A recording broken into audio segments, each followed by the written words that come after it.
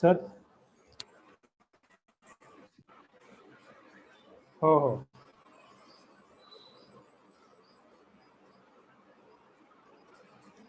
Okay चालेल चालेल चालेल ओके चालेल okay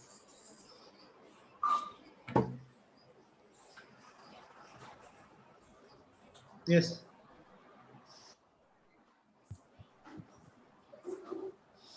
Yeah, Dr. Lane is joining us, but he has asked to start off with the program. He will join in the middle. Before joining, he will call up. Okay. And what about Dr. Pritam? He is going to join in? Pritam also late. He's in a Rotary meeting. Okay. So I think so we are already live. Okay, so with your permission, Mahesh, I'll just give a brief introduction. Please, go ahead.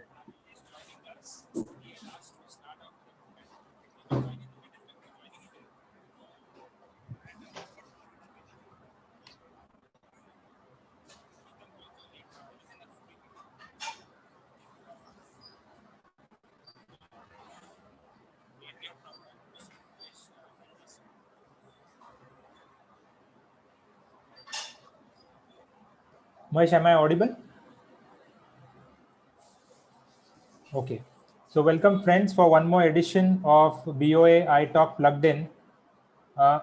Today we have the team from Prism Eye Center near Navi Mumbai organizing this Retina feast on recent advances in Retina, East meets West, Retina Wranglers.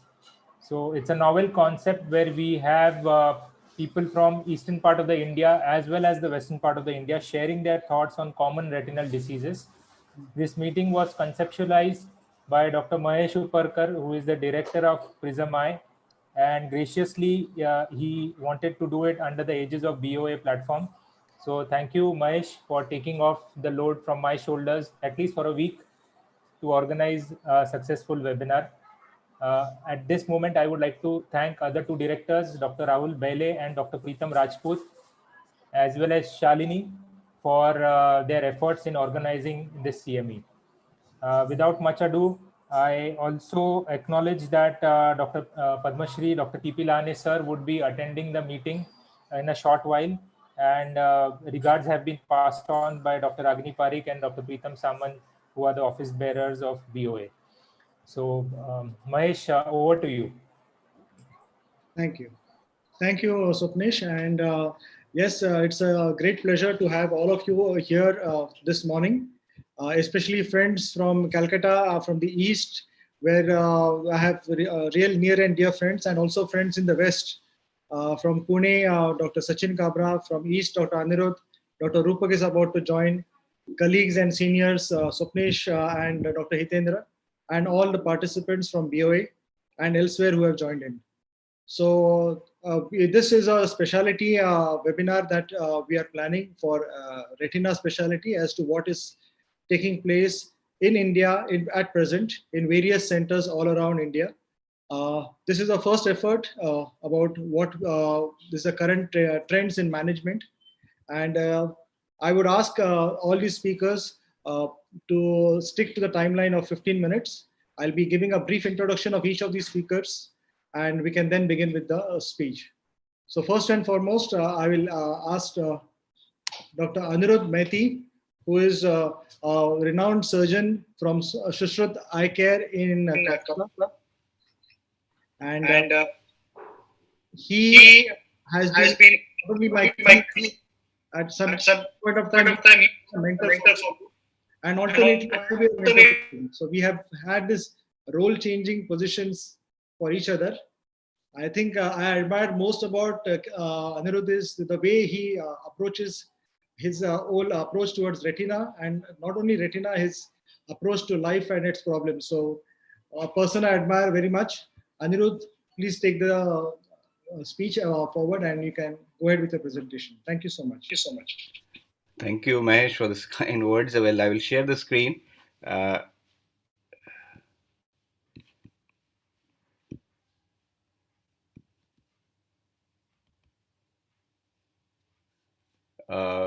My screen can be seen? Visible, sir. Okay, great.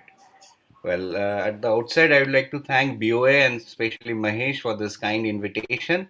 Well, I will be speaking on the mostly on the recurrent RD and RD, old RDs, RD with PVS, how to manage, and few of very like code red situation which has come across while managing the situations. So let's start with the presentation. This video will narrate the stories of arrogant or stiff retina. We don't have any financial interest to disclose. The main reason for an arrogant or stiff retina is proliferative vitreoretinopathy. Proliferative vitreoretinopathy complicates approximately 5 to 10% of all retinal detachment repairs. Typically, PVR occurs after primary retinal detachment repair. However, it can occasionally occur with long-standing primary detachment. PVR is responsible for 75% of all primary surgical failures. It remains a rock in the shoe of every vitreoretinal surgeon. Retinal detachment with PVR are sometimes like a brake-fed train, which is very difficult to reattach. This is a case of a recurrent retinal detachment with PVR changes.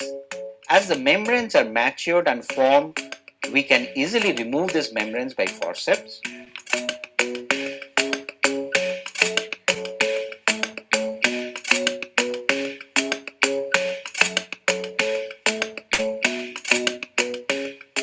Removal of membranes from posterior to anterior is always safer.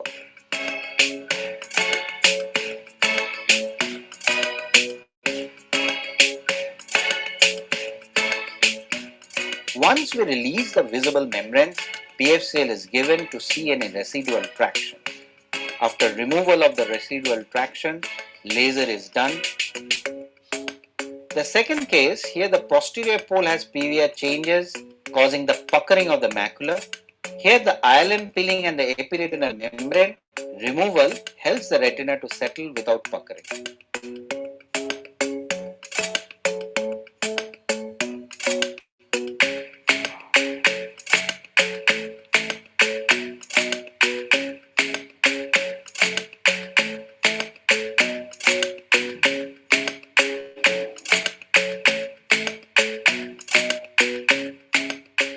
This is a long-standing funnel RD with posterior membranes. Releasing the posterior napkin-like membrane with the help of a forceps.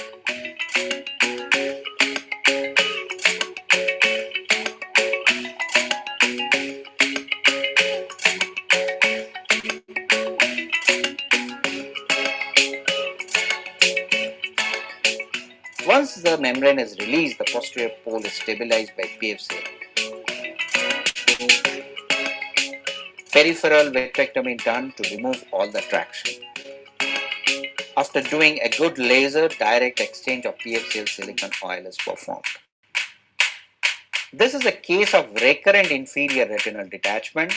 Revision of relaxing retinectomy is done to release all the traction and settle the retina.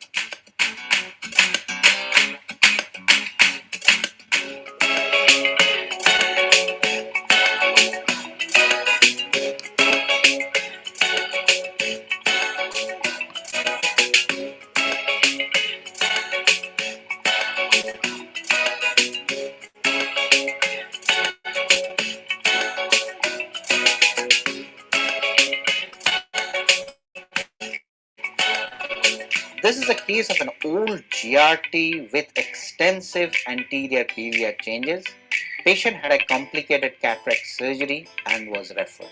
After doing a core vitrectomy, PFCL is given to stabilize the posterior pole. Posterior membrane is released by forceps to unfold the retina. After dissecting the peripheral membranes, the retina is still very stiff due to anterior PVR changes. So, relaxing retinectomy is performed. While performing the relaxing retinectomy, yellowish mass was seen. Eventually, it was found out to be the dropped crystalline lens, which occurred due to a complicated cataract surgery. The dropped lens migrated through the giant retinal tear.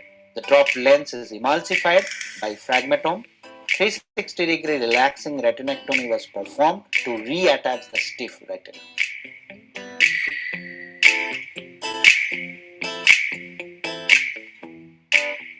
Sometimes the membranes are invisible or there is invisible PVR changes. This traction eventually leads to subretinal layer. We tried to take out the subretinal layer through the retinotomy, but the underlying traction was not relieved. There was again subretinal layer. So to relieve the traction, 360-degree encartilage was given by 42 band. After giving the belt buckle, the subretinal layer smoothly came out and the retina settled. So in extensive stiff retina, either a 360-degree encartilage or a relaxing retinectomy is necessary. Sometimes immature membranes causes a very stiff retina.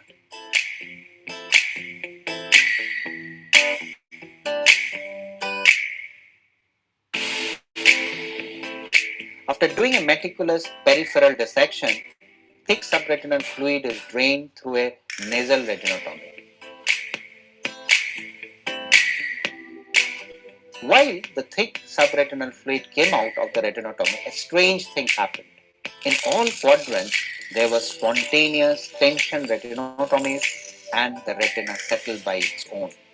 It might be due to atrophic and rigid retina. All the retinotomies were meticulously lasered.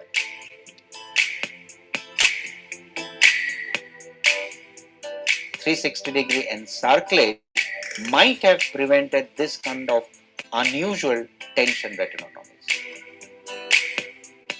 So to conclude, as retinal surgeons, we should never ever give up. The challenge of dealing immature membranes or invisible PVR is still there. Doing a combined scleral buckle or relaxing retinectomy reduces the intraoperative surprises like subretinal air or a spontaneous tension retinotomies and prevents a postoperative macular hole formation. So, we retinal surgeons have to be the superhero and tame the beast in the form of arrogant retina by using enhanced surgical techniques. Thank you.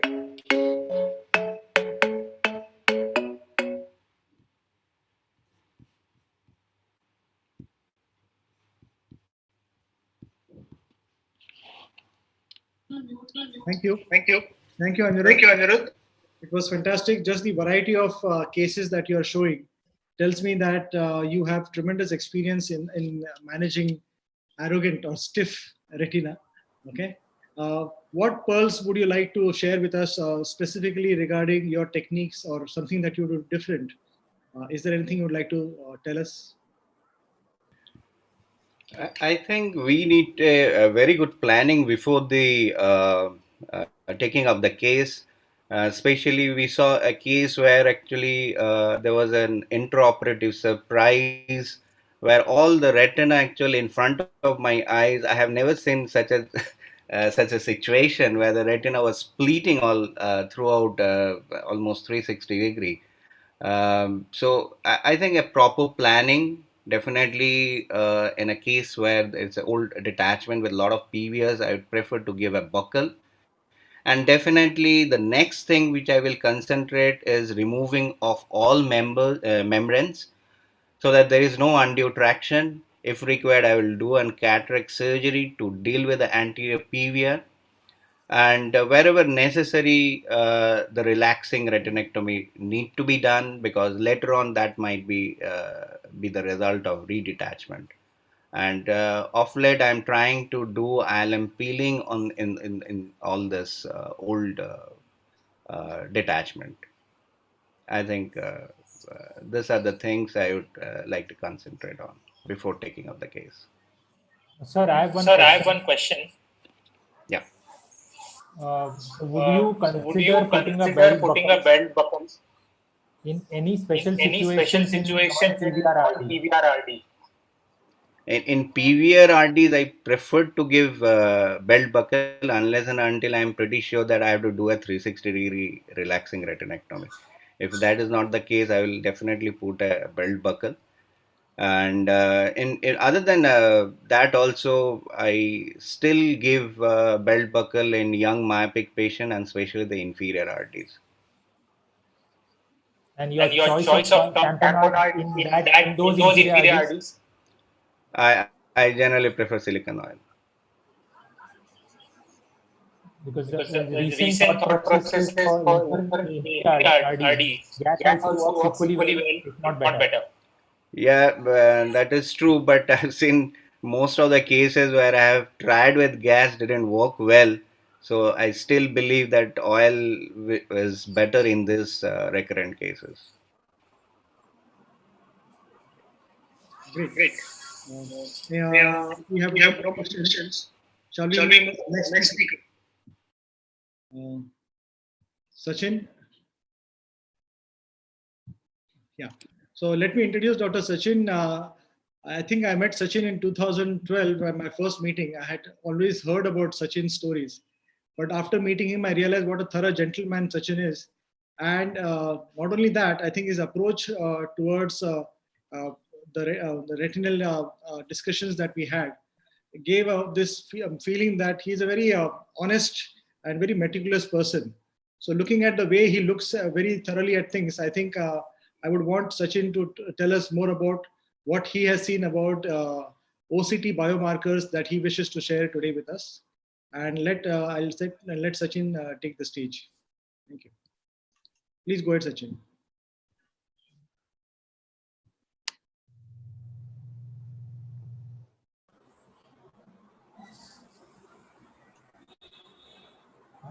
Till Sachin uploads this presentation, I would take this opportunity to welcome one of the directors of Prism. I think Dr. Rahul has joined in. Welcome, Dr. Rahul. Thank you, everyone.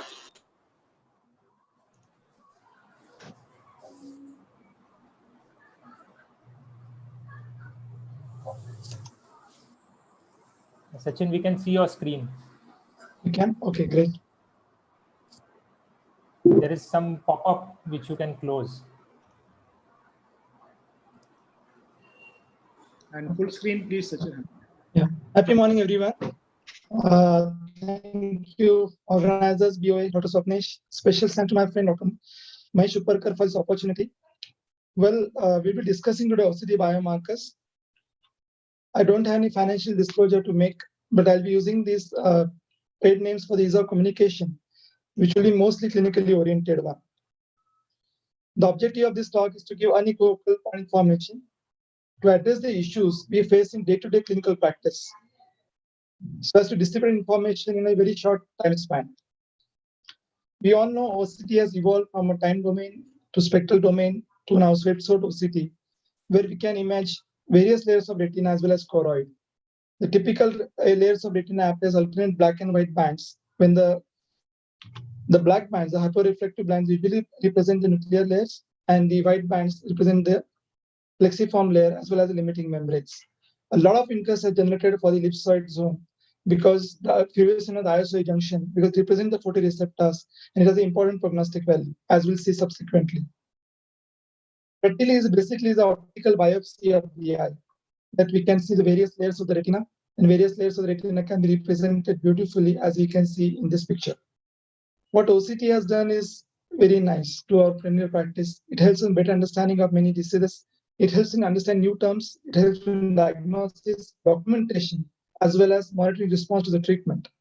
It becomes indispensable tool today for our clinical practice.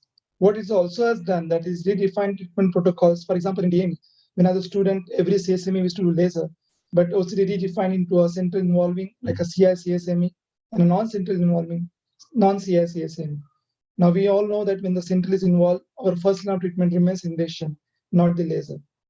So kind of OCT has redefined the treatment protocol for many diseases. And what has also it helped us, the ever-evolving technology of OCT has also given rise to use of injection so much, and the results also very good so much.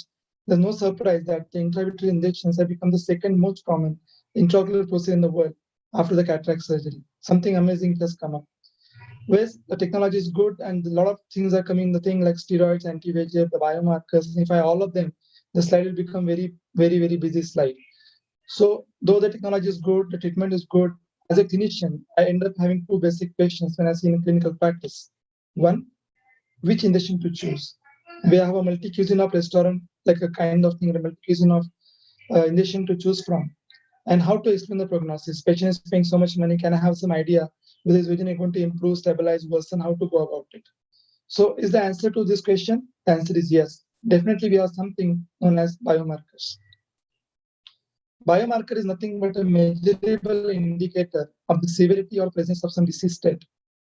It's a measurable indicator. So basically it's an indicator. So when I talk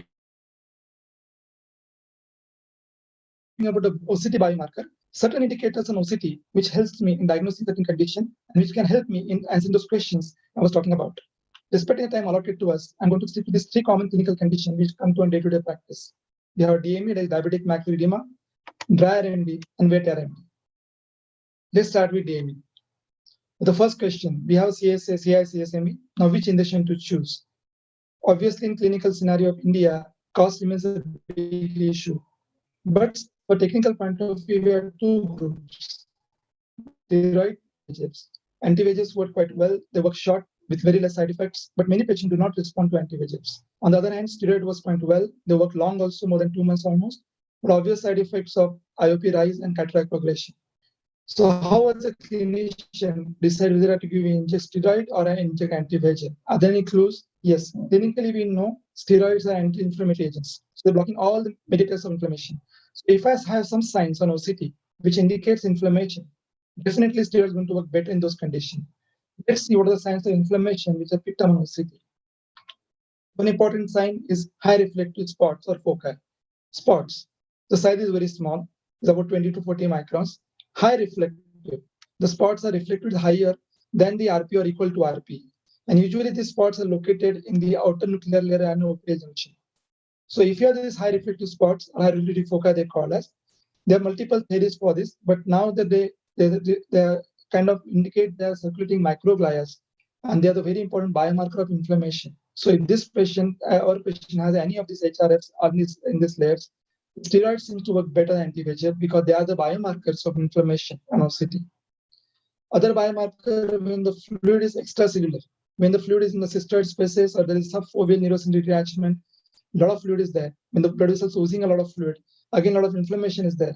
So in these two conditions, steroids seem to work better than anti-VEGFs. Something known as pearl thickness sign, necklace. So there's like a ring of cystoids, ring of high reflective spots around the cystoid edema, around the cystic space in retina. These are the tiny white, like pearl-like dots, which are bordering the area of edema. They're supposed to be lipid-laden macrophages. Again, the macrophages oozing out of blood vessels, sign of inflammation. So even pearl thickness sign is one of the biomarkers, and the steroids are going to work better than your anti-VEGFs. Just to summarize, if your patient has high reflective spots or extracellular fluid and a pearl thickness sign, all the signs of biomarkers of inflammation, steroid is going to work better than anti-VEGF. And especially the patient is a pseudophakic, have a very less threshold to go for steroid even treatment in your patients also. Coming to the next question, how to explain the prognosis? Now the patient is in clinical scenario, we know all three about anti-VEGFs, but the important question patient asks me, Doctor, mera vision improve hoga kya? Whether I'll stabilize vision, whether I'll improve or deteriorate. Can I have some signs on OCT which can tell me, can this patient doing better or worse or same going to maintain? Well, the answer is yes. Something known as drill or a disorganization of retinal inner layers. As we know in OCT, we can find out the various black and white alternate bands in OCT. The inner retinal layers can be sunlight, one white band, one black band, again white, again black. So this can be separated from each other. Now look at this right-hand picture, the edema seems to be more than the left-hand side. So clinically we think that this is a bad eye. But if you zoom it up on a 1 millimeter level, we can differentiate the various layers of inner retina from each other. But on the left-hand side, we cannot differentiate this layer from each other because since this area has ischemia, this tissue has gone dead or maybe damaged badly, so that they cannot be separate, they intermingle with each other. So these layers cannot be separated from each other. They're disorganized. The inner relators are disorganized, known as disorganization of inner layers or drill, which is one of the important biomarkers that this area is ischemic. So if your OCT has a drill present, the retinal layers cannot be differentiated from each other. It indicates ischemia, though it can be reversed, but usually they have a poor prognosis. So watch for drill when you're treating any patient of DME. Obviously, as told you, the intact ios junction on the ellipsoid zone, interdiction zone. This is the second white line from the bottom. Usually indicates a photoreceptor layer. And if this line is damaged, usually it indicates a bad prognosis to the patient. A lot of focus now coming on to intraretinal cysts. There are two types of cysts described: the degenerative cysts, which are smaller in size, hyperreflective center, and very sharply demarcated. That means that tissue degenerated, the tissue is already dead. So this is definitely a bad prognosis. On the other hand, the exudative cyst seems to be large in size, They have convex borders, and they seem to do reasonably well in the degenerative cyst. But to summarize, a disrupted ISO junction and large retinal cyst involving the inner retina has a poor prognosis for the patient. To just summarize our clinical up till now, in DME, which injection to choose? If you have biomarkers of inflammation like high reflective spots, CME, or a small thickness line, you can go for steroid, especially the patient is pseudophakic. How to explain the prognosis? The patient has a drill in markers of ischemia, the photoreceptors are damaged, or the cysts are so large that all retinal layers are damaged. Usually, this condition of bad prognosis. Moving on to the next condition known as dry AMD. Now, we all know these various stages of AMD. When you have drusen, when you have many drusens, you have pigmentary changes, and finally, the patient lands into a geographic atrophy or a CNVM. Now, the treatment plan is simple. When the patient comes to a CNVM, we know anti-VEGF is the main line of treatment. Patient comes to a geographic atrophy, we have nothing much to offer to the patient. We explain the prognosis and leave it. Now, the clinical scenario comes when patient comes in these two stages, when early AMD or intermediate AMD. Now, this patient we give antioxidants, but can we predict in which of this patient will land up into geographic atrophy and which of this patient will land up in CNVM? Can we predict that? The answer is yes. Something on OCT biomarkers again. So when the patient has an intermediate AMD, we have to look for something known as RORA, or that stands for RPE and outer retinal atrophy, RORA, RORA. What does it mean? That the RPE is defective, so there is no barrier to the transmission. So there is a signal hypertransmission happens in the choroid. The overlying photoreceptors are damaged, and because of the overlying photoreceptor damage, the inner retinal layers they kind of go down. The subsidence happens and take their place. Okay, so this the RPE is damaged. This signal hypertransmission happens. The photoreceptors are damaged, and the subsidence of the inner retinal layers into the space which has become vacant. Now, if this defect is less than 250 microns, it is known as incomplete RORA. If it is more than 250 microns, known as complete RORA. More than 250, patient actually has landed onto a geographic atrophy. So we have I think some quiz happening. So we have to look for something known as incomplete RORA. Okay, why it is important to understand this concept? Because eyes that show OCT signs of incomplete RORA are a higher risk, very high risk of progression to geographic atrophy. So next time you see a patient of intermediate AMD or early AMD, go for OCT, watch for eye RORA. If that is happening, you have to be very careful, but this patient may land up into geographic atrophy down the line. Now we talked about progression of dry AMD. Can we talk about which of these conditions will go on to CNVM before the CNVM actually happens? Are there any predictors? Answer is yes. Again, we have to look for an OCT or drusen PD. A PD more than 250 microns to 300 microns in size, with a classic hyperreflective spot on top that RP is migrated in the retinal layers. This is a very important sign that this patient is heading towards wet AMD. There's something new concept of a nice concept, I'll say, a non-exudative macular neovascularization. What does it mean? Non-exudative, so there is no fluid there. But neovascularization is there, which is picked up on OCTA, on OCT angio. So there's a very precursor that before the CNVM happens, it's one stage ahead, behind that. But every one of us do not have access to OCTA. So can we have a clinical feature on routine OCT that we may predict this patient may be heading towards a non-exudative macular neovascularization? There's something known as irregular RP elevation.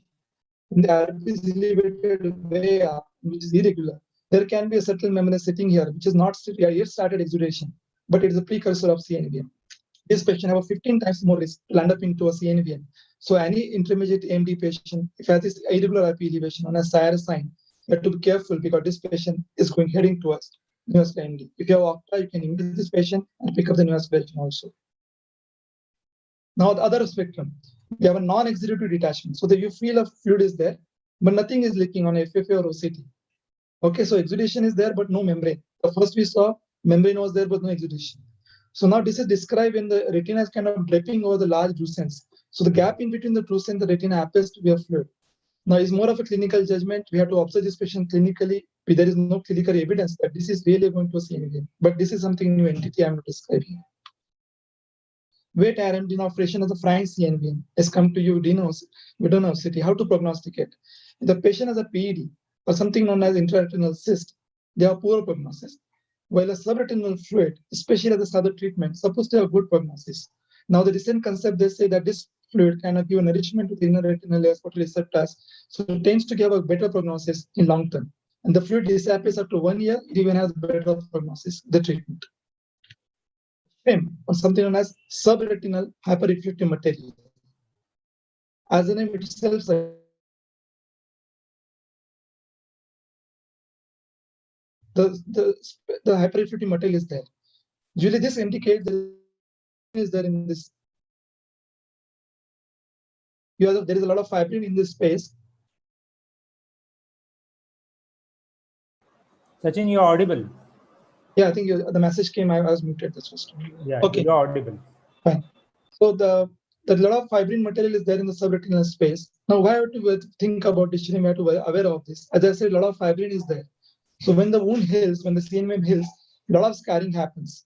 So if the patient has a subretinal hyperreflective material to start with, even if you give multiple anti-VEGF, the CNVM may regress, but it can leave a lot of scarring to the patient. So this is the one important observation to do, and you can counsel the patient beforehand before you start the treatment. Something known as outer retinal tubulation. Now, as the name itself suggests, tubulation. So they are ovoid tubule-like structure. Outer retina, they are located into the outer nuclear layer. One important demarcation that is always surrounded by a hyperreflective wall all around. There's no discontinuity. There's a hyperreflective wall around the hypoacuous space. Now, this is something known as in advanced damage. It happens. Now, in the COVID times, as we are helping each other, all of us, in a similar way, when the advanced damage happens in the retina, all of them, the photoreceptor, molar cell, everything, they come together, kind of coalesce together and try to help each other survive the storm. So it's kind of, it is indicators like for advanced disease. Important again, I said, the hypoechoic center in outer nuclear layer is ovoid in shape, plus hyperreflective border. Now, why it is important that because this ORT usually indicates end-stage disease, this can be confused with active exudation, active cyst happening, and we can keep treating, injecting this patient, nothing happens. How to differentiate this ORTs, outer retinal tubulations, from active cyst? Well, we have to watch for the location and we have to look for a border. As I said, outer retinal tubulation are always located in the outer nuclear layer, while the internal cysts are literally in the retina. The borders of the ORT is always hyperreflective all around. There's no discontinuation there. While the borders of active retinal cysts are hyporeflective. They're not that sharply demarcated. So we have to look for a location and look for the borders, which can differentiate internal cyst from ORT. Because the internal cyst needs treatment, ORT does not need treatment. Then again, how to differentiate ORT from a pearl necklace sign, what we see just now. In the pearl necklace sign, the borders are hyperreflective as in ORT, but they're discontinuous. There's a gap in between because there's a macrophage. There's not a single continuous wall. This is how we differentiate a pearl necklace from ORT. Again, the location size is also equally important. Typically, IPCV also comes on in a differential diagnosis of a CNVM, but a classic double layer sign. When the polyps flows from here, a branching vascular pattern develops. And again, the hyperreflective spots on the inner wall of the PED is a double layer sign, which is very hallmark of a PED. So we have to look for this double layer sign, especially also indicates there's a branching vascular pattern present there. When the patient has a PED with a lot of intraretinal changes, it's very unusual for a type 1 CNVM to have so much of a changes. That means that the CNVM is not only type 1, it is going to type 3, something known as RAP. And especially in a clinical examination of intraretinal hemorrhage, with a lot of cystoid changes in the inner retina along with the PED. Think about RAP on this patient. It can be confirmed on angio. Just to summarize what we talked today, coming to the first slide for the diabetic macular edema, which injection to choose? Look for biomarkers inflammation like high reflective spots, pearl necklace sign, extracellular fluid. This condition, steroid, since the inflammation is present, steroids will definitely work better than anti-VEGF. Consider this as treatment when, especially in the patient is pseudopechic. How to explain the prognosis? Well, look for signs of ischemia, Egg-Bill, in the inner retinal layers cannot be separate from each other. The ellipsoid zone is broken, the photoreceptors are damaged, and the large intraretinal cyst and a lot of tissue damage has happened. So indicates that extensive ischemia or extensive tissue damage, patient not going to do well in DME. So look for these two signs when you see a patient of DME. When you're seeing a patient of a dry RMD, look for something known as RORA, incomplete RORA, the RP defect, hypertransmission, the photoreceptor loss. This patient has a higher risk of landing into a very high dry RMD, like advanced geographic atrophy. And if the dry RMD patient has a dystenoid PD with RP migration, or he shows some sense of irregular RP elevation, these two signs should alert you that this dry RMD patient is heading towards a CNVM that needs to be closely observed. As far as the CNVM is concerned, or wet RMD is concerned, PED and intraretinal cyst have poor prognosis, while subretinal fluid seems to have a good prognosis. Well, no one has ever become poor from giving. And I thank you for giving your time. Sachin, that was an excellent talk, and you have covered such a vast topic. and given so many take-home messages. Wonderful. We would have a lot of questions for you at the end of the session. So I will take this opportunity to announce that Professor Padma Shri Dr. P.P. Lane sir has joined in our meeting. Thank you, sir, so much for joining us and giving your blessings.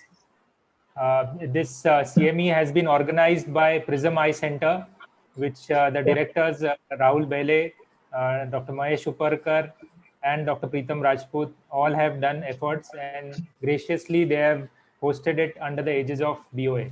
Thank you very much, sir, for joining in. Sir, good morning. Dr. Mahesh here.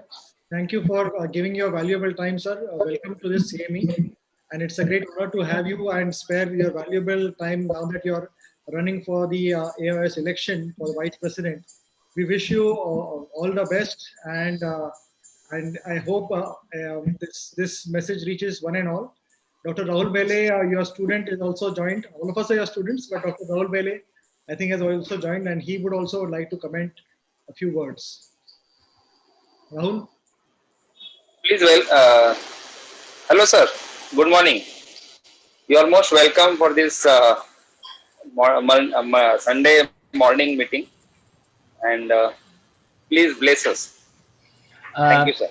Thank you, Rahul. Thank you, Swapnesh and Pritam. Thank you, Mahesh.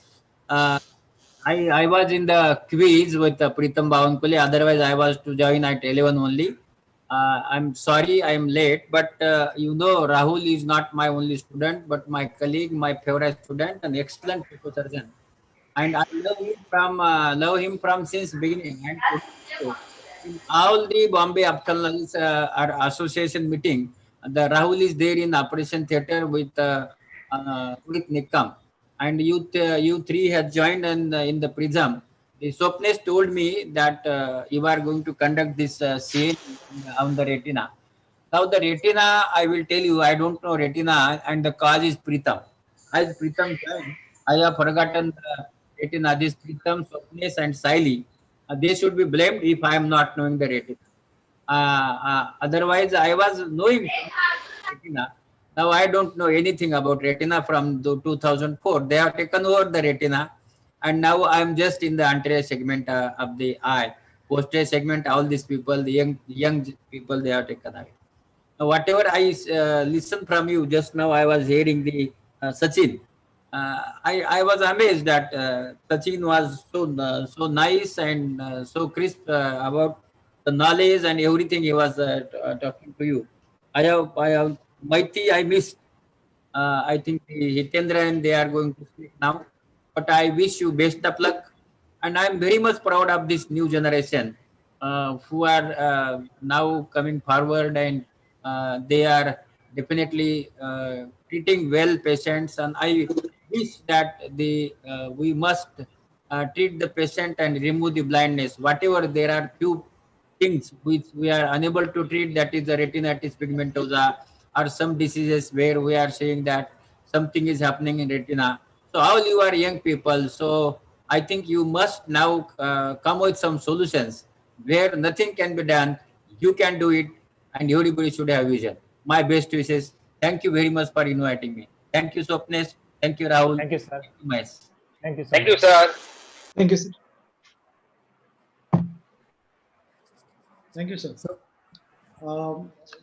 Sachin, your talk, I think a brief question on you for your talk. Yeah. You have talked about OCT biomarkers. So what about choroid? Do you see any biomarkers in choroid for any of the diseases that you discussed? Definitely, there's something as pachychoroid, like or CSR or PD or CNV and the ICV. Different diseases. Well, there are different manifestations of one common disease, the pachychoroid. The choroid is all pachy. The thickness is very much more than 500 microns. Thickness are much more. It's a roll operation RP. So it can present as RP defect, it can present as a CSR, it can present IPCV, it can present type 1 CNV. So these are different manifestations of one common disease known as pachychoroid is one. Second, there is something known as CVI or choroidal vascularity index, which can be calculated. But from a clinical point of view, I found it very difficult to calculate it. I tried to do a lot of search on this, how to do it in a very simple way. I couldn't find much. A lot of literature available, but in the practical point of view, it's not possible to do it. A larger choroidal vessel was one of the biomarkers, which is described as one. It can be a precursor of a CNVM or a type 1 or a IPC for that matter. But again, all these things are mainly possible on a swept or OCT, which everybody doesn't have. But I talked today about more of a spectral domain OCT when everybody has. If you have access to swept source, definitely we can image choroid better. And definitely on Octa is far better than what you're looking at the moment. And those are anything okay. Yeah, just small point. I think the choroidal thickness, which I think most of the OCTs gives an idea, that itself is an prognostic marker. The thinning of the choroid itself is a worse prognosis marker. So we need to explain the patient when we get such a patient. And I think I don't know whether Rupak has joined. They have actually proposed another biomarker which has already been published, that is hyperreflective foci in choroid. Correct. Yeah. If Rupak is there, he can actually give us. Yes. Thank you. Please go ahead, Rupak. Tell us about what this new biomarker you are talking about. Yeah, I think Dr. Sachin has covered very nicely all the biomarkers. But as Dr. Maiti is telling, we have our experience with similar to hyperreflective foci in retina. There could be hyperreflective foci in the choroid also.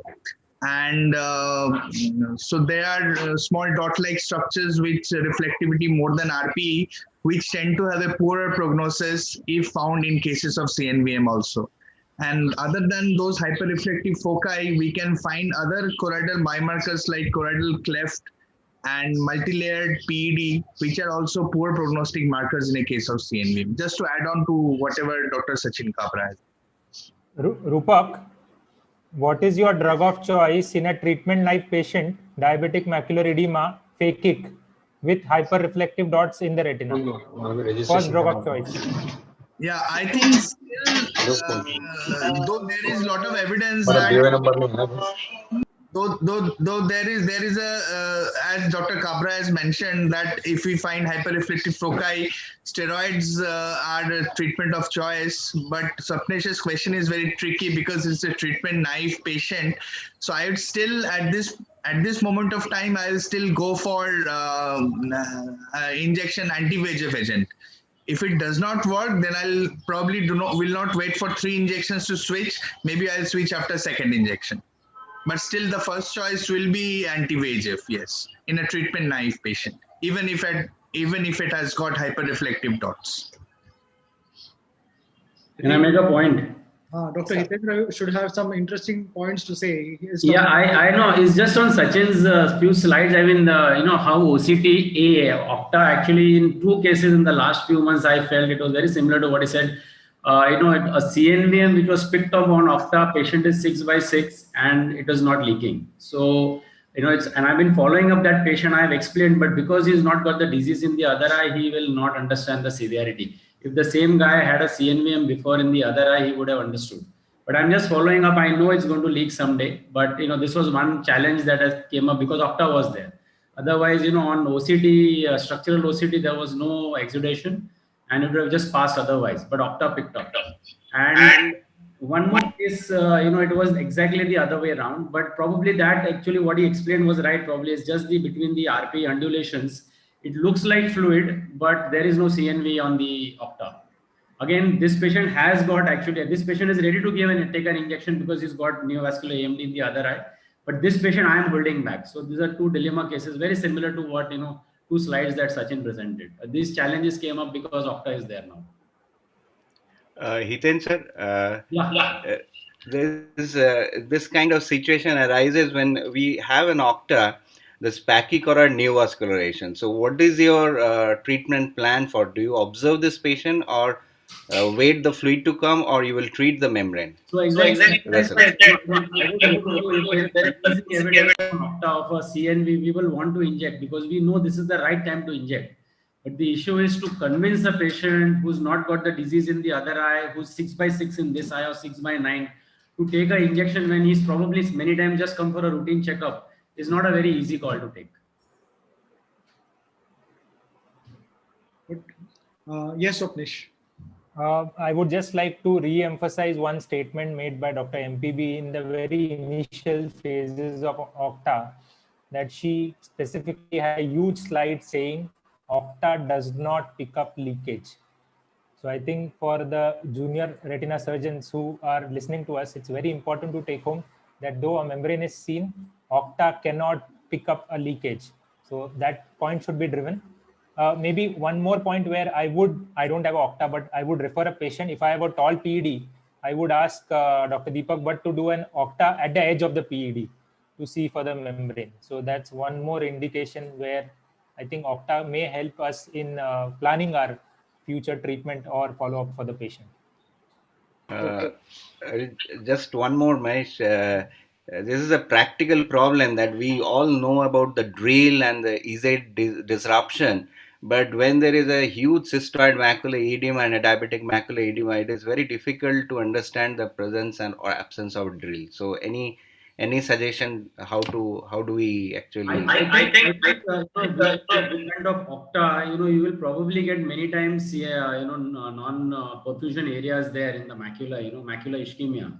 So that sometimes, helps you to take a call. Otherwise, it's difficult. But of course, in a bullous CME type of situation, even your OCT angio is not going to give you good images. That itself is a problem. Even in OCTA, that the fluid can create artifacts. Actually, when you do the scans, so be careful. It may not be FAZ. It may be just like it's a lot of learning phase, because OCTA has thrown up new challenges. Actually, I felt because before I should not give any time on OCT, but now even after trying to analyze images, still there are some lot of challenges that's coming up because of course our knowledge is also limited, and with time we'll understand better. Yeah. Great. So we'll move on to our next talk by Dr. Swapnesh. Dr. Swapnesh is no stranger to all of us. I think he is doing an excellent job with BOA now, and he has always been a very sincere student, even in his post-graduation and with fellowship during in Shankar Mitralaya. I think he has some great tips to share about diabetic vitrectomy, and I give the stage to Dr. Swapnesh, please. Go ahead.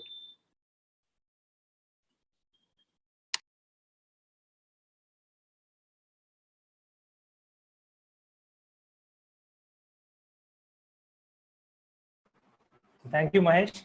And it's always pleasure to have association with old SN friends. So without much ado, I'll just quickly begin. Mahesh, please point out when 10 minutes are over so that I'll wind up.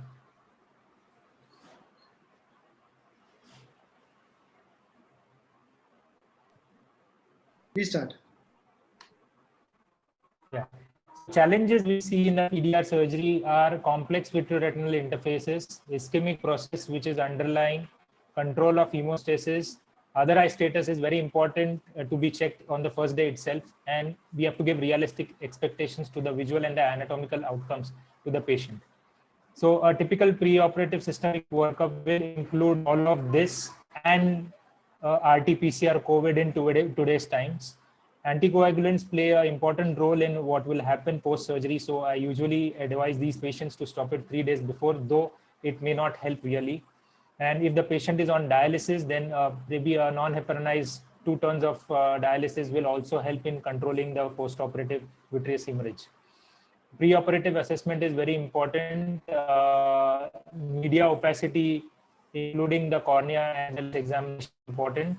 And now, if we have a dense vitreous hemorrhage, I still do a B scan myself to actually see where is the underlying TRD or where are the small openings in the posterior hyaloid. And it's important also to assess whether this patient needs an anti-VEGF injection depending upon the other eye status and the iris examination. So we start with very basic and simple cases and then move on to more difficult ones. So this is a typical pseudophakic vitreous hemorrhage patients, and a 3-port vitrectomy is done. Very important to ensure that where is the infusion cannula tip. Even if you are a pro, every step is important because that can be a disaster at the start of the surgery itself. Many a times, with the clear, and what we observe below is very trace dispersed vitreous hemorrhage, and I'm using a IVT assisted induction. Patient is lasered, so that's the advantage. You are not going to have any surprises in this surgery because the retina is quite stable, and this could be as simple as it gets for a diabetic vitrectomy. So in this particular case, very important to laser the skip areas. Your retinal viewing system has to be accurate. I use a Zeiss Resight, where just tilting of the globe will give me access to the areas which are not easily lasered with the LIO. Also use this opportunity to take a little bit of posterior laser, though not very close fovea, and in this case with probably a CPA fed gas bubble. So this is as easy as it gets in a typical case of a diabetic vitrectomy. So another case where the humor is slightly more. So every case you have to be on your toes, and you can't be relaxed till you see the posterior hyaloid opening. So the whole aim of anterior vitrectomy should be to clear the ports, then do the core vitrectomy, and look out for that particular opening in the posterior hyaloid, which probably I see now getting entered. So once your posterior hyaloid is opened, the natural fluid currents will enter that space and will create cleavage for you. PVD induction is probably the most important step in this procedure, where you should not be too aggressive, because you could have small FVPs which are tented up, and a very aggressive use of vacuum and movements of the cutter can cause uplifting of those FVPs and could create retinal breaks. Once you have induced a gentle PVD over the posterior pole, then you can slowly kind of lift and shave off the vitreous and create the plane over the lasered areas. Also be careful when you are shaving off the vitreous over the lasered areas, because the edge of the non-lasered and the lasered retina, you can have breaks. So though it looks very easy to lift it up, like this typically case of a fibrous FVP, you can go all around it instead of yanking it off the retinal surface and creating more problems. Again, a laser, and laser, because this is what is going to save you in the post-operative period. This is going to control the diabetic macular edema in the long run, and also if there are any breaks which are there, it is going to deal with that. You have to go up to the aura, because this is your best opportunity to do a very good pan-retinal photocoagulation to this patient. I usually use a curve probe, which gives me access to most difficult areas too. Also, in a phakic patient, you have to be careful about the lens touch. So this particular video, it is a pseudophakic patient. In a phakic patient, you have to be even more slow and be careful that you are not touching the lens. So moving on to the next video, this was the pre-op picture. And sometimes, though at the start, it looks a very simple case. What you see below are very flat, not tabletop, but very flat polyps. And you begin similarly with a core vitrectomy, and the next step is the clearing of the ports with the truncation of the vitreous cone. And when you see this, when you have finished the PVD induction, so here there is a video of the PVD induction, and once you're finished with the PVD induction, then you can use a combination of desegmentation and delamination to go around this. It is possible with the modern vitreous cutters, because the ports are at the very end, and with the good fluidics of the modern vitrectomy machine, you can actually use your cutter as a scissor as well as a flute needle, and try to go inside the posterior hyaloid layer and go below these membranes. Also, there is a very important tool in one of the machines called as backflush. You can actually tease off these tough clots. Instead of using a vacuum to suck them, you can use a backflush to just loosen them up and then use the vacuum, so that it easily comes off. This particular patient had a very adherent fibrovascular proliferation, looked dry near the inferior arcade. So I tried going all around it, but it started oozing. So there I used the foot controlled switch to increase the IOP to 60 for the time being till I finish my step. And as I used the vacuum, I could see a cleavage plane, the FVP lifting up. And so with the help of cutter itself, I could find a plane where I would not traumatize the retina, but kind of desegment the whole FVP and leave behind a small frill. When I remove it, the extensions were till the periphery, and so removing that posterior hyaloid is important. Then a chemo with the help of doing endo laser around that, and the IOP control is always there. So I like this part of the video where you can see a lot of area is well lasered. So that gives me good night's sleep that this patient, even if he has a re-bleed, in the long term, he's going to have a very stable diabetic retinopathy process in his eye. So this is the post-op result. Coming to the most toughest part is the combined RD.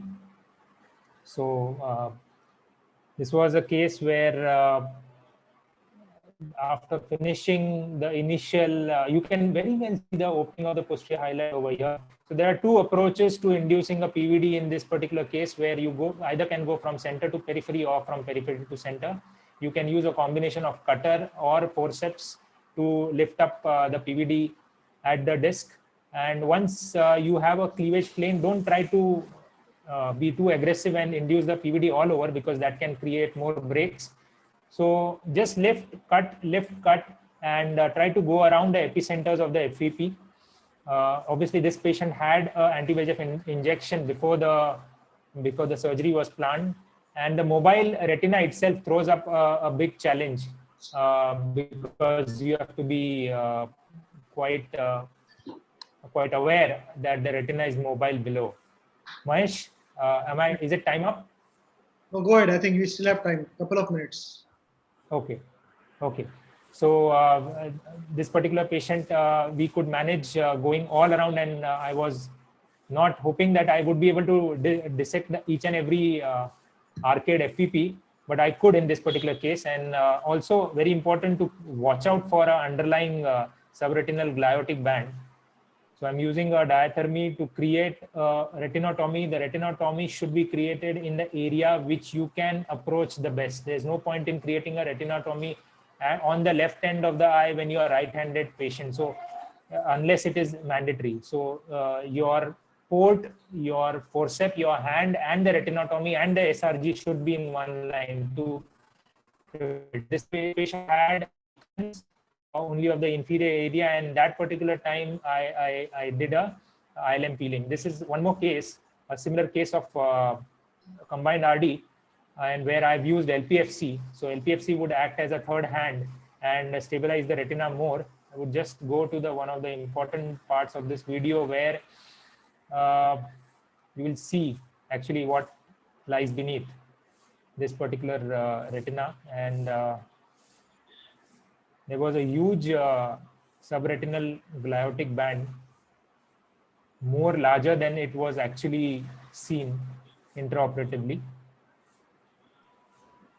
So the importance of planning your retinotomy is important while removing this gliotic band, especially in cases of combined RD. And you can see that huge band coming off. And LPFC is very useful in these cases to keep the retina back. This is the pre-op and the post-op. This is of the second case. Vitreoskisis is the important factor where you should be aware while inducing PVD. Even in simplest of cases, look for the movement of that subhyaloid clot. Once you know that subhyaloid clot is moving, that means you are in the correct plane. Otherwise, if that doesn't move, that means you are just in one of the upper planes. So beware of the vitreoskisis. This was just a video about the ERM removal. I think we can skip that. So these are the complications which we face, and I think most of the surgeons are very well equipped to deal with it. The objectives of vitrectomy in PDR are to remove the axial opacities, relief of the anteroposterior as well as the tangential traction, segmentation, peeling of ERM or FVP, whatever is there. A good endo laser treatment helps in the long-term stability. Effective hemostasis should be achieved at the end by lowering the IOP and observing for a minute or two. Closure of all the retinal breaks is important, and treatment and prophylaxis of the complications is also important. Hemostasis remains the cornerstone of success, and there is an important role of anti-VEGF in the pre and the post-op management. Thank you very much, and I would stop my screen share. Sorry if I exceeded the time. No worries, go ahead.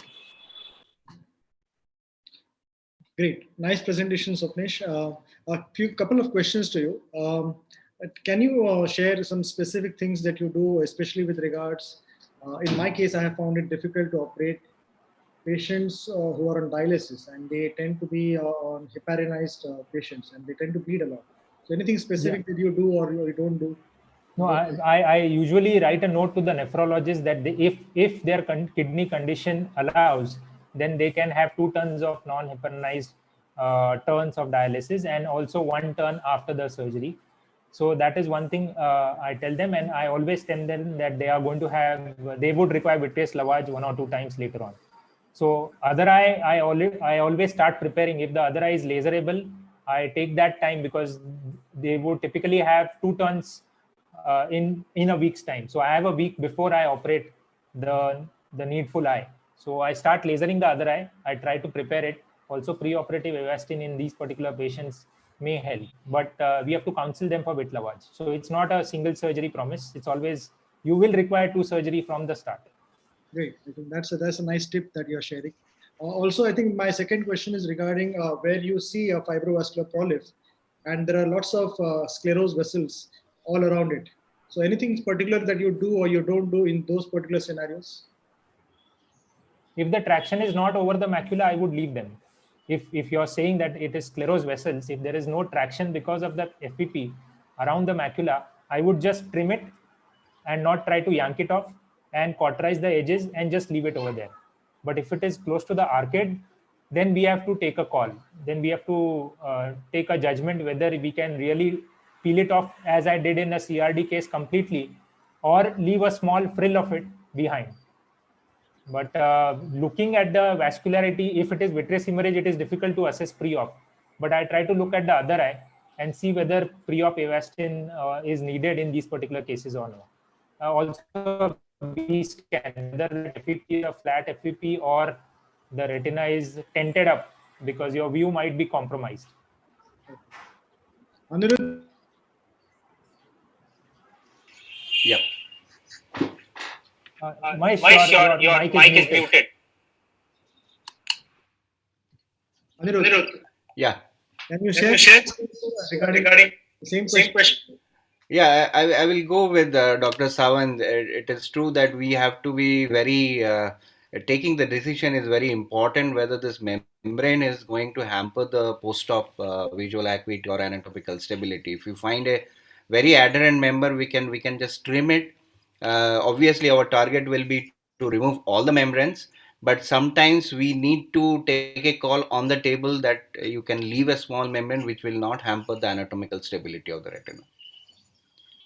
And regarding the videos, it was excellent videos. I would just like to add one that nowadays with the newer machines, we are actually using more of this proportional reflux to get the plane for the dissection. Where initially you used to use more of a bimanual dissection to get rid of this adherent membranes. Nowadays, we use more of this proportional reflux, and it helps a lot for the dissection. So that's a 50 lakh machine which allows you to do that, okay, compared to the bimanual. Just a point, can I add? Yes, please. Dr. Hitendra, please go ahead. Yeah, no, I think what Annirudha and Swapnesh are absolutely right. Just a point that in case, if you get a break, iatrogenic or, around the FEP which you were planning to leave, then you got to be aggressive. Even if it cutting off that whole retina, making a retina, because otherwise it's just going to mess up the whole thing. So even if there's a doubt of a break around the base of a FEP which you were planning to leave, just get aggressive. Cut off that whole retina, make a retinotomy if required, so that otherwise if you leave that traction, then the whole case is a problem. I think that's a great tip because that's what I think often we end up doing eventually to cut back. Thank you, Dr. Hitendra. Thank you, Annirudha. I think we move out to our next speaker from Calcutta, Dr. Rupak. Dr. Rupak is a batchmate from Chennai, from Shankar Nitrale.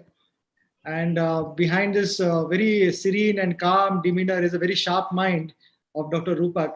And I hope to hear from him regarding his talk, how he approaches diabetic retinopathy and cataract. I think he has some valuable tips to share. Dr. Rupak, I'll ask you to share your screen, please. Is it not visible? I am already shared my screen. You're sharing it, yes. Yeah, thank you, Dr. Mahesh, Dr. Swapnesh, BOA for this opportunity. I'll be speaking of management of diabetic retinopathy coexistent with cataract.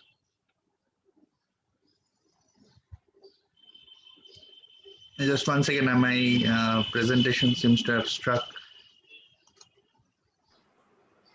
Yeah, Rupak, yeah, click on that. Yeah, so I'll be speaking of cataract surgery in a patient with diabetic retinopathy. So I'll be speaking not about cataract surgery, as I'm a retina person. I'll be mainly speaking about the perspective of a retina specialist, how to approach these cases.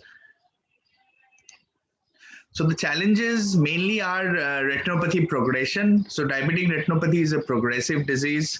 It's a lifelong disease. So the challenges of doing a cataract surgery in a patient with diabetic retinopathy is to balance how much the retinopathy progresses after the cataract surgery. Maculopathy progression, this is most important factor visually, because if a patient, you operate with a non-proliferative diabetic retinopathy with no macular edema, and after cataract surgery, the patient can very well land up with a macular edema.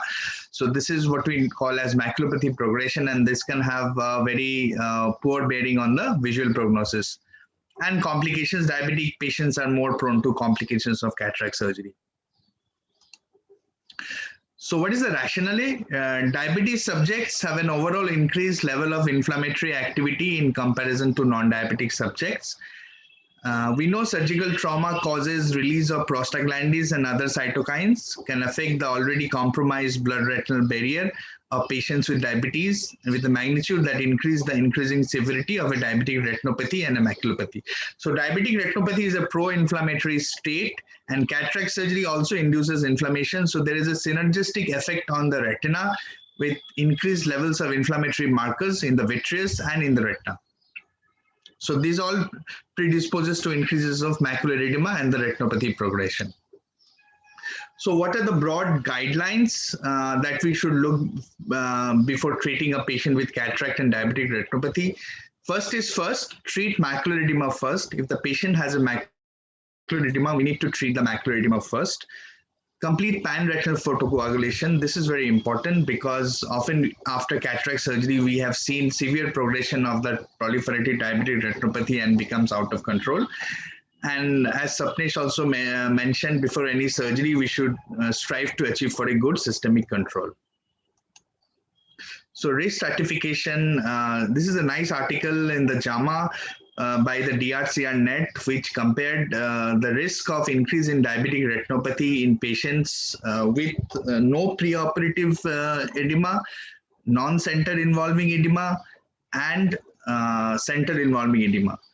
Interestingly, what they found is if a patient of diabetic retinopathy who presents with a non-central involving DME, there is a risk of 10% increase in risk of maculopathy after the cataract surgery. And if the patient has a central involving DME, there is a risk of 12% increase in the risk of retinopathy or maculopathy after cataract surgery. So there is overall around 10% risk of exacerbation of the macular edema after cataract surgery. Also, pseudophakic macular edema is a common accompaniment of any cataract surgery, with a risk of around less than 1% after routine cataract surgery. But this risk of pseudophakic macular edema increases to around 4 to 6% after cataract surgery in a diabetic patient. So these are the issues which can hamper the visual prognosis adversely after cataract surgery. So this should be always kept in mind and the patient appropriately prognosticated and explained also. So now we come to the core areas of the presentation, how to treat a patient with a macular edema who has got a significant cataract. Before we go into the treatment part, the Cochrane review has nicely demonstrated that an OCT is very much valuable tool to detect macular edema rather than only clinical examination. It has been found that in around 40% of cases, clinical examination can miss macular edema. So always do a preoperative OCT in any patient of diabetic retinopathy whom you are planning for cataract surgery. even if you clinically find there is no edema. So this is very important. I want to stress again on this point.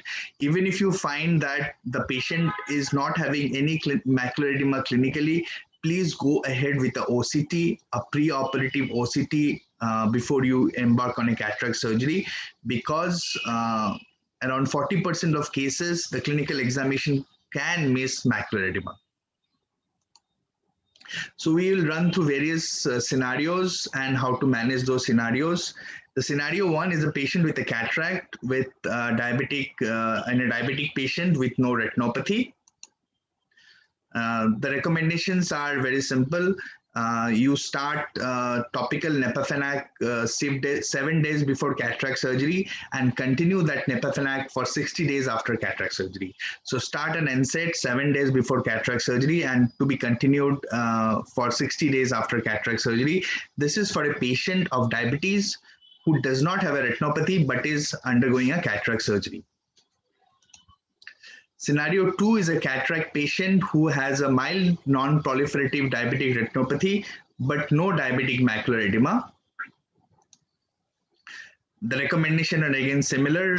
Give a prophylactic Nepafenac before surgery and after surgery, and always do an OCT at least 1 month after the surgery to assess the macular status, because these are the patients who have a risk of progression of diabetic maculopathy after cataract surgery. So do an OCT mandatorily after 1 month of the surgery, and take a call on whether to go ahead with treatment of diabetic macular edema if it is present.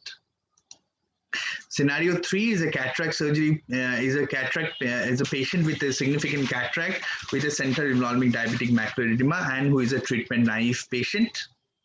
So this patient needs some sort of adjunctive therapy in the form of some intravitreal pharmacotherapy.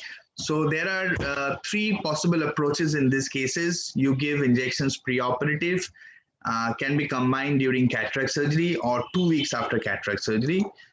The most preferred approach in these cases would be to combine the intravitreal pharmacotherapy with cataract surgery, because that's when the visual gains are the most and the patients are more satisfied.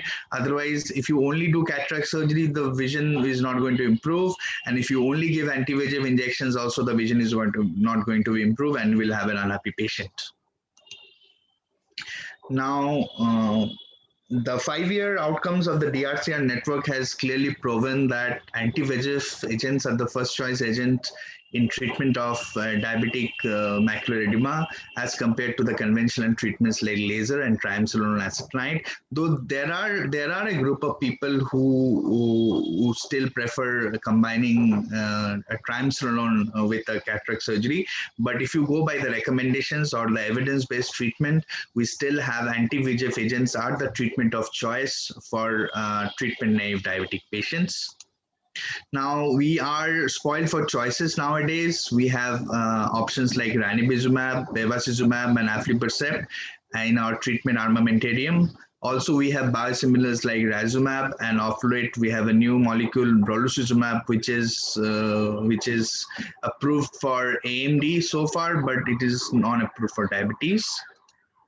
So my preferred treatment approach for a treatment-naive diabetic maculopathy is still ranibizumab or an eccentrics injection.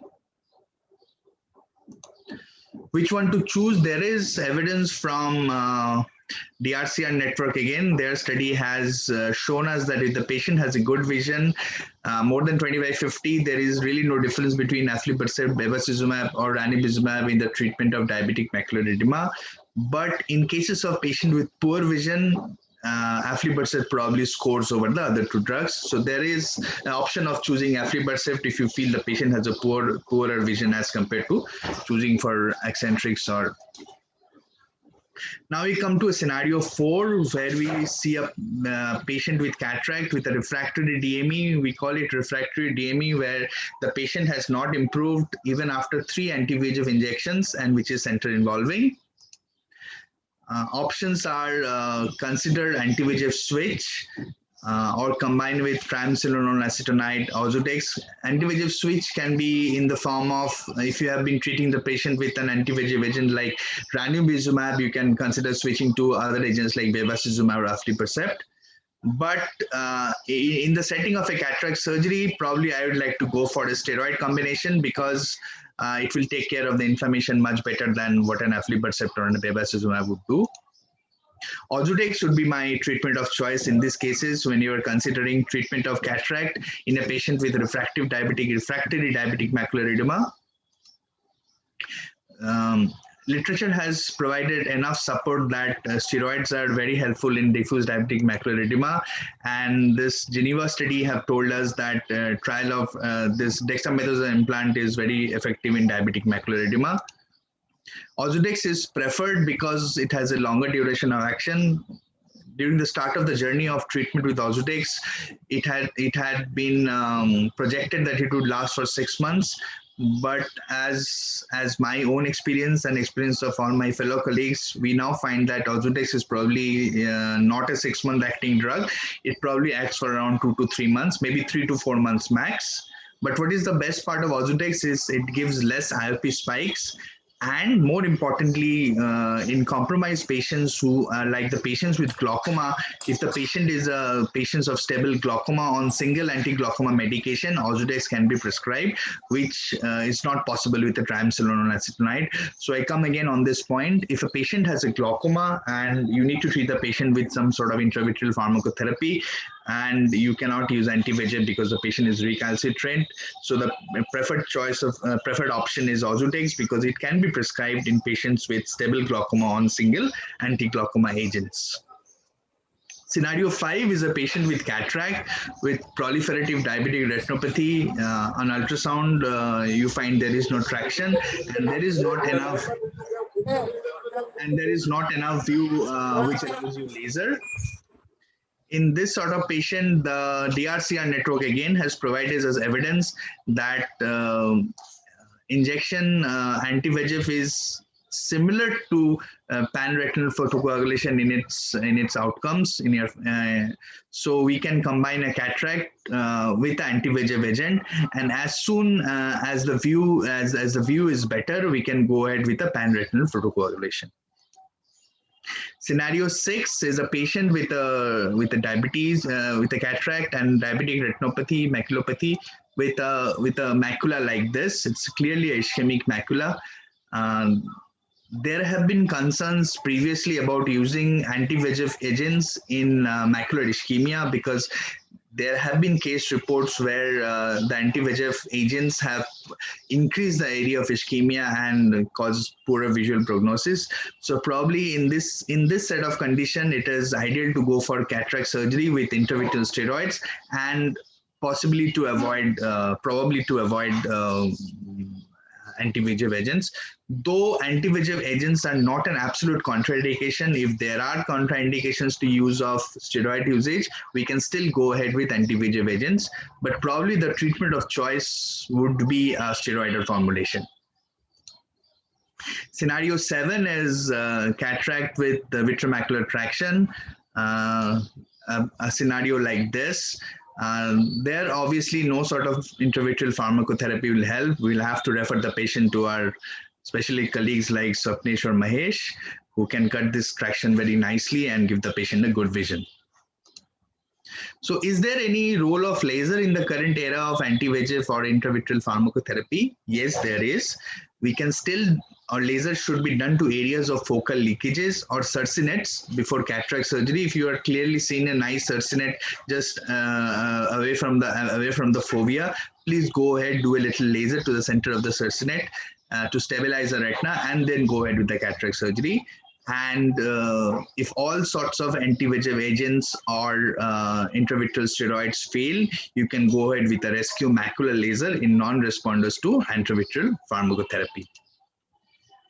Now, one particular concern in cases of cataract surgery, post-cataract surgery in diabetic patients at development of macular edema. Sometimes it is a clinical challenge to differentiate whether it is a diabetic macular edema which has been exacerbated or it is a pseudophakic macular edema.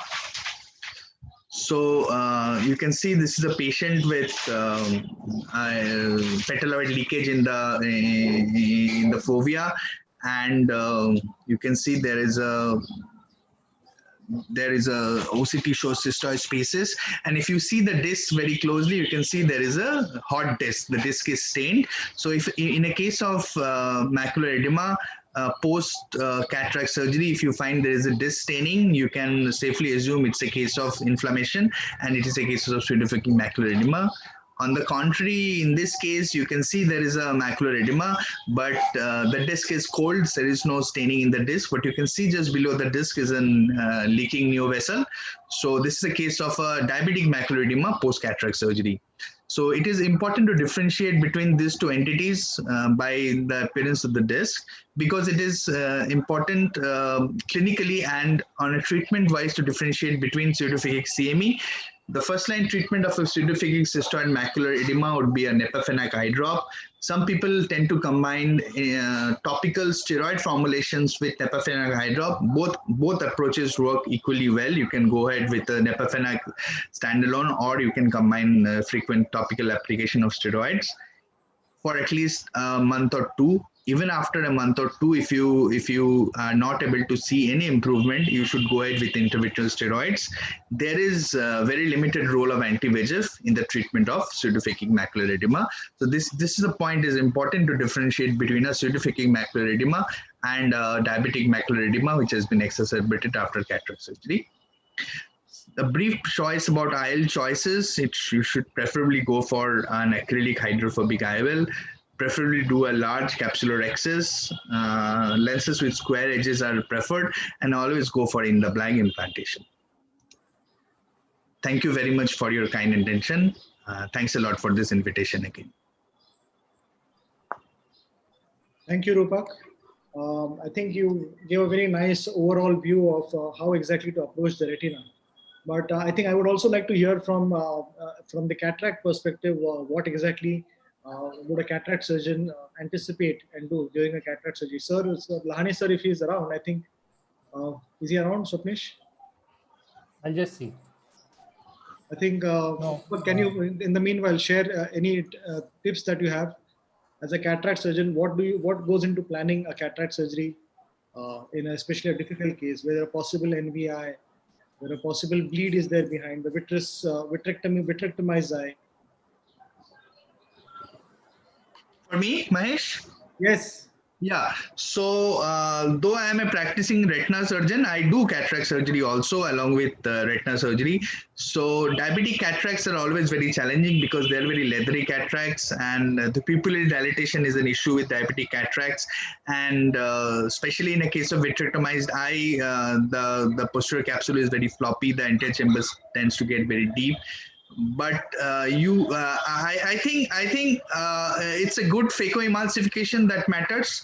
If you are able to do a good phacoemulsification with in the blind implantation, the patient is going to do well.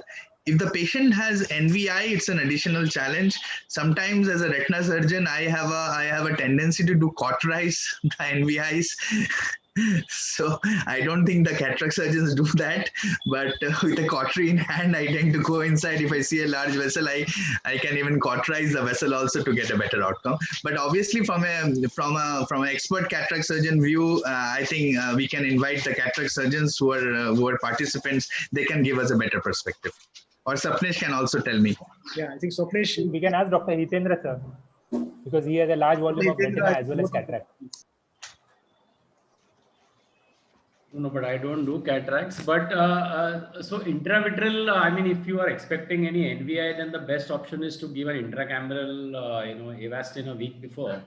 Otherwise, sometimes it can get really messy because, then you don't want to have massive hyphema intra-op and post-operative and messing up the case. So if there is strong evidence that there is NVI, then you give intracameral. If there's a doubt, I think there's no harm in giving an intracameral 7 days before in such a case. And otherwise, yes, these diabetic cataracts are definitely more leathery, and they do surprise you because they appear less hard on slit lamp, but then intraoperatively, they always tend to be a little more harder than what they appear. So question for Dr. Hitendra, Mahesh, Rupak sir, Annirudha sir, anybody. When do you combine cataract and retina surgeries, and when do you definitely not combine cataract and retina surgeries? I think it depends on the situation of the diabetic retinopathy. If it is a very bad proliferative diabetic retinopathy and my visibility permits to do the retina surgery, I will not do a combined surgery in this kind of cases, because these are the cases which might turn up into neovascular glaucoma. So I think these are the cases we need to deal with the cataract later on. That's been practiced. So we are talking about NS grade and above, Yeah, or a PSC. no, I mean, I think what Anirudh said is right. Any cataract where the view is good enough for you to manage the case, I think that's fine. Rupak's last scenario where there was a VMT with a cataract, I think there will be situations where I will just leave this just like that and just do a cataract. If my RAM reading is good enough for me, if I get a pre-operative, I mean, I think just remember a case 1 month back. I've seen his VMT since a long time, and his RAM is around 6.9 partial, 6.12. I'm okay with that. I don't want to do a retina surgery with that. For me, that 6.9, 6.12 is good enough. And if there is any evidence later on that the VMT is increasing in the videos, we can always intervene. Agree with that. Agree with that completely. So we should have a RAM machine in our OPD for that. No, I think Swapnesh, RAM is highly. I mean, I don't know. Everybody says RAM, but it's not a very expensive tool for many people who have so many things. I think RAM is one of the very basic things that we should all be having, because it does not cost much. I think I remember we used to have it in the emergency room in SN. No, but really, Swapnesh, it helps a lot, in many decisions actually. And considering that, there's not a lot of cost involved, I think all of us should be having a RAM. Yes. So going on to the next speaker, we have our host, Dr. Mahesh Uparkar, speaking about retinopathy of prematurity. Mahesh has been a consultant at Aditya Jyot Eye Hospital from 2006 to 8. Then he has traveled abroad, done a few short-term fellowships. Then at SN, he was a research fellow for 2.5 to 3 years. Then he was a consultant at Vasan Eye Care Hospitals from 2010 to 16. Later on, he established this Prism Eye Center with the help of 2 of his more partners, and he has done his MRCO from London in 2004. So he was one of the best fellows during our batches easily, and you could know that this is a patient seen by Mahesh from a distance by just observing his notes and the beautiful handwriting, as beautiful as his surgery and his documentation. His handwriting is so beautiful and his signature is so classic that we could never miss Mahesh's patient. So the point driven is that he's so meticulous in whatever he does. So thank you, Mahesh. We would love to hear from you. Thank you, Swapnesh. I think that's a very flattering introduction that you've given me. I'll begin with my talk.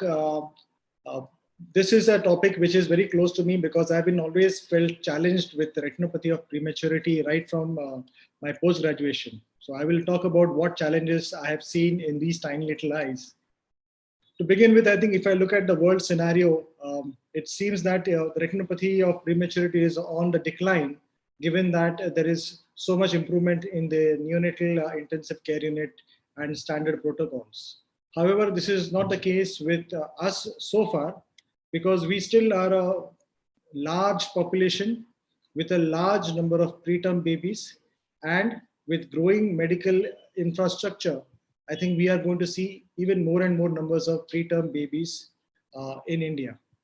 So therefore, this presents a challenge to us in terms of how we go about tackling the disease. To go into a bit of history of retinopathy of prematurity, I think in the 1940s, after the World War, there was this increased awareness that oxygen helps save lives. And the first epidemic of ROP was incidentally discovered when children came up with white reflex in their eyes, the leukocoria.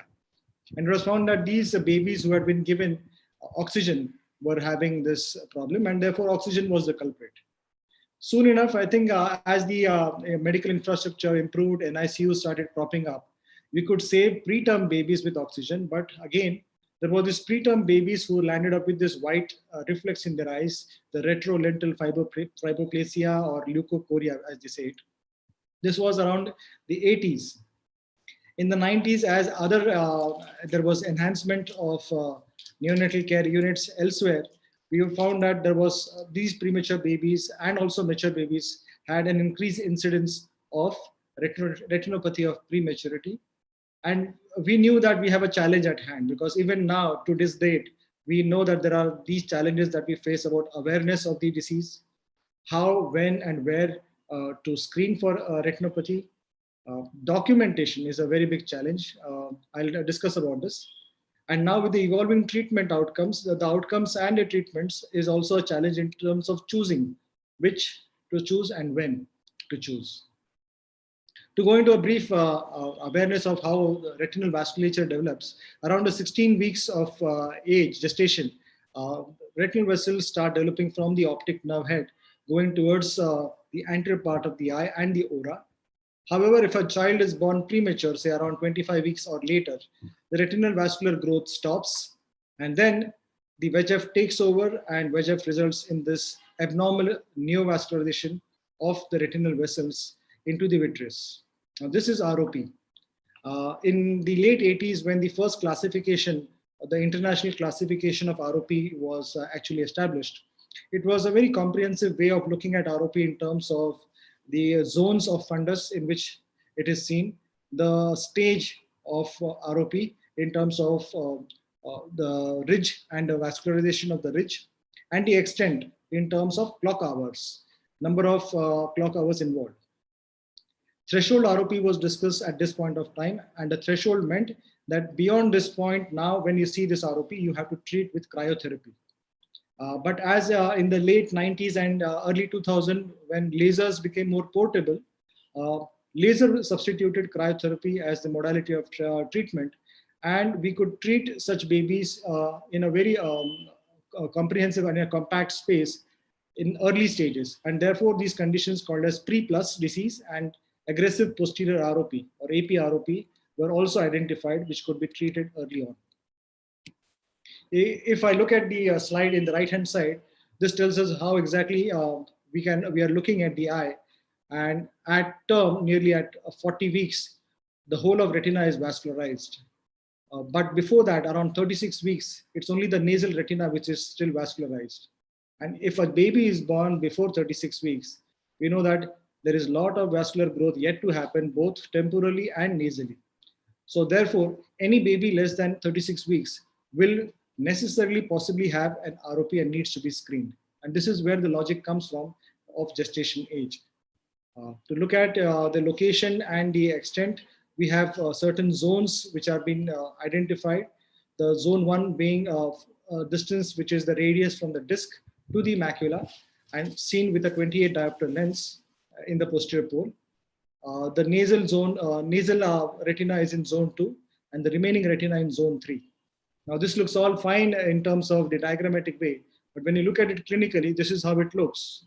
There is a lot of this fuzzy view of possibly an avascular retina, which is zone stage 1, a ridge forming in stage 2, the ridge getting elevated, stage 3, as a partial retinal detachment, maybe stage 4, aggressive posterior ROP with plus disease in the posterior pole. This is very classic plus disease, or eventually the stage prior to leukocoria, the retinal detachment. So this is how it actually finally looks in terms of ROP. So our challenge is to identify this babies with this kind of retinal problem. And there are numerous risk factors that we have identified. Now this is a busy slide. So what are the basic risk factors that I need to understand? The first and most basic risk factor is the gestation age. Less than 34 weeks or less than 2000 grams. Now in the Indian scenario, this criteria has been generously relaxed, so that because we have seen in Indian scenario, it's not the 1500 grams or lesser, but even higher birth weight babies or babies born beyond 32 weeks are showing signs of retinopathy of prematurity. And therefore, the Indian criteria are slightly more relaxed compared to the Western criteria. In addition, if a baby has apnea, has been on oxygen therapy for a long time, surfactant use, sepsis, or has any blood transfusion given for anemia, or any other cardiac anomalies for which dopamine was given. These are high risk factors which make the baby more at risk for ROP. In addition, if the mother has had any factors like an older age or twin gestation in the case of elderly mothers, or mothers are undergoing in vitro fertilization, which are more likely nowadays to have retinopathy of prematurity in their babies who are born, either twins or triplets. And these are some of the factors that I count into when I screen. So to summarize all the risk factors, how do I face this challenge of multiple risk factors? I congeal it down to basically two factors. One is the gestational age, and the second is the birth weight. If a baby is born before 34 weeks, I need to screen that baby. If a baby has a birth weight less than 2 kg or 2 kg, I need to screen it. That's the basic thing. The risk factors aside. Also, there is a classification that I use in terms of which place I'm going to go. So there is this concept of levels of NICU care. At a level 3 NICU is an NICU which has a ventilator facility. And by having a ventilator facility necessarily means they can monitor the oxygen. And therefore, even if they do admit the sicker babies, the lower birth weight babies, I know that their oxygen monitoring is going on perfectly. I can wait for a day or two before I go ahead and screen those babies. But in a level 2 NICU, where there is no such facility for oxygen monitoring or a ventilator, the staff generally tends to err on the side of giving higher oxygen, which means even if a higher birth weight baby is being admitted, they are more likely to over-oxygenate the baby. And therefore, I need to treat these babies, or I need to screen these babies earlier, because with the assumption that these babies are all right, they'll be discharged earlier from these places. So this is how I segregate in my mind whom and where should I screen a baby. Coming to the second challenge, if I go in an NICU, how do I document, and am I documenting it right? So as you can see in this slide, an ROP physician has seen this baby, and the middle slide shows how he or she has drawn the ROP in this particular baby. You can see that it appears to be in zone 2. The plus disease doesn't seem to be very correctly identified, and it has been identified as a zone 2 ROP. But in the same baby, if you look at what's the clinical picture on a fundus camera, you can see that is already zone 1 with a lot of plus disease in the posterior pole. This is aggressive ROP and needs urgent treatment. So this is where I think we bring out the challenge and try and see why are we and how can we improve on this documentation. I think as early as 2006, AAO had done a survey of why most ophthalmologists had stopped screening for ROP. And the topmost reason was, I think, medical liability. And the second most common reason was the complexity of scheduling care as well as identification of ROP. So how do we tackle this challenge? Given that even a small mistake from our side is potentially going to cost us and the baby and the parents not only money, but also the future life of a child. So given that the stakes are so high, I think being accurate and being objective is more important. So we moved to photo documentation about 3 years back. We had two choices. One was the standard RetCam from Clarity Inc., which is way beyond, way beyond many hospitals. Fortunately, there is an Indian version of the retinopathy of prematurity camera from Bangalore, by Forus. And as Dr. Vinekar's study has shown in 2019, that this shows equal kind of sensitivity compared to RetCam, and it is a good enough camera to be carried in the field on an OPD basis patient. And as you can see in this photograph, our technicians, our optometrists are actually at work looking at the baby's eyes with the camera and documenting it. And this can be easily shared with me sitting in my clinic without wasting precious OPD time. So coming to the next challenge for ROP treatment is the actual planning of treatment. Now, given that we have numerous modalities of treatment, I think the most important part is whom to treat and when to treat. So any plus disease, as you can see in this middle chart over here, that any plus disease deserves treatment. If you end up seeing a baby with a white pupillary reflex, leukocoria, and stage 5, they're already too late for laser. Even surgeries don't help in such scenarios. So I think identification of plus disease is a strong indicator that I should go ahead and treat in zone 1 and zone 2, whichever zone it is. Plus disease is the most important indicator.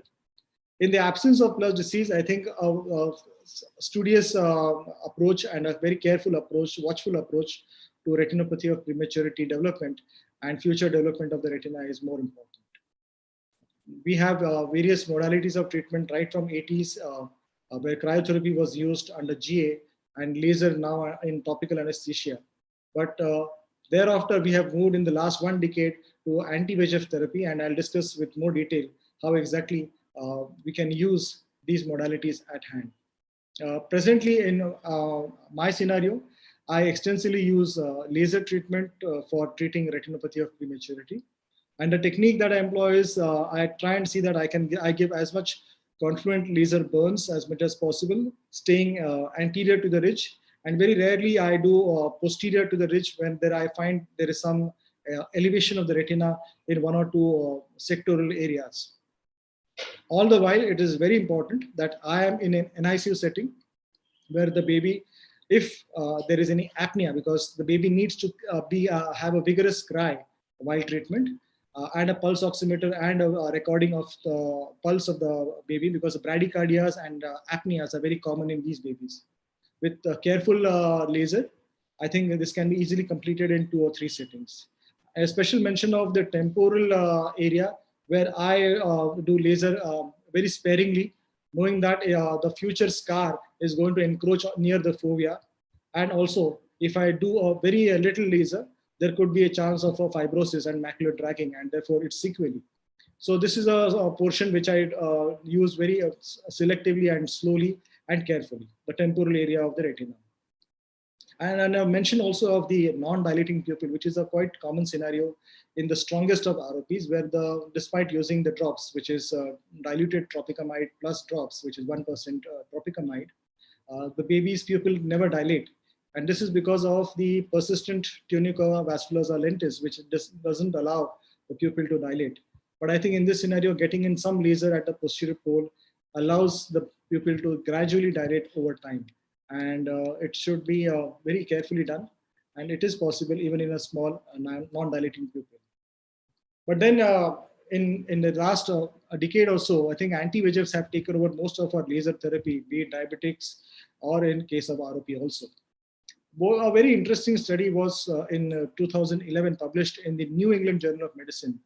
And this study did not sit well with me actually, because I was also, there were lots like me who did not find it very comfortable that the idea that an anti-VEGF agent, which was not approved yet for AMD, should be used in ROP. But the authors showed that it was much better than laser, especially for the zone 1 aggressive ROP. But there were lots of loopholes in the study. The major loopholes being that among the 150 patients in this study, there were people who were more Hispanic. So the race profile was slightly more towards the Hispanic of the children. Also, there was the laser recurrence rates in this study was much, much higher than similar studies done by other authors previously. And more importantly, there was recurrence of ROP after 16 weeks of stoppage of therapy, which is nearly 4 months after you have said everything is fine. So this was a huge factor where I think it meant that there were numerous visits required to confirm that the ROP has been treated. So enter ranibizumab, and as with ranibizumab studies, whenever ranibizumab comes into play, it is never in the second place. It's always the first place. So this was a much better controlled trial, a randomized controlled trial of ranibizumab in ROP, a rainbow study, and which showed that compared to laser outcomes, ranibizumab 0.2 milligram was twice as likely to achieve regression of retinopathy of prematurity and plus disease. And it showed decent outcomes, especially with regards the possibility of systemic absorption of ranibizumab, where the risk was that ranibizumab would have any systemic side effects. But it was shown that at day 29 after injection, the systemic VEGF levels were back to normal after the first 2 weeks, when it was slightly there was a dip in the VEGF levels. When all things don't work, I think the final challenge is to do a surgery for ROP. And I think among the few surgeries that I have done, the biggest challenge for ROP surgery I faced is with anesthesia. Because these babies have poor respiratory drive, They don't have a well-functioning lung. They don't have a well-functioning heart. Their eyes are too small. Everything is in the miniaturized. So imagine this kind of scenario where all your instruments appear very cluttered and there is so much of space constraint. This is the challenge with retinopathy of prematurity. So placing your ports, ideally you should know where your ports are, because where the first entry is matters so much in terms of not creating an iatrogenic break in the retina. So knowing what are the vectors, what are the forces acting on the ridge and pulling it up. So there are lots of surface of retina to the ridge vectors, from the posterior capsule to the ridge, the vector over there, a circumferential vector all along the ridge. So understanding these vectors and tackling them slowly and carefully is very critical. I find 25 gauge vitrectomy very comfortable in retinopathy of prematurity. And when the need arises, I'm also okay with using an anterior segment, anterior chamber maintainer, and doing a lensectomy and pupilloplasty. In certain scenarios, I have done that. And it has given decent enough anatomical outcomes of opening up the cone. And the last and final challenge with ROP, I think, is also not forgetting that at the end of it, they do have post-treatment complications. And one of the most common complication is myopia, whether you treat or you don't treat. And myopia has been very clearly documented. There are 3 different types of myopia in these preterm babies. Not all due to corneal curvature changes, but some due to arrest of the anterior segment development, some due to rounded lens, some due to flat AC. So early development of myopia, treatment of myopia is very critical. So also squint, not only just because of the macular dragging, but also poor neurological development and the myopia. And the other common problems could be nystagmus, development of cataract. So looking at all these challenges, I think being ready for these challenges is more critical, and tackling one by one as and when they arise is very important. As at Prism, we are a team of a pediatric ophthalmologist, a retina specialist, myself, 2 trained optometrists, a driver who go all around Navi Mumbai and Alibag.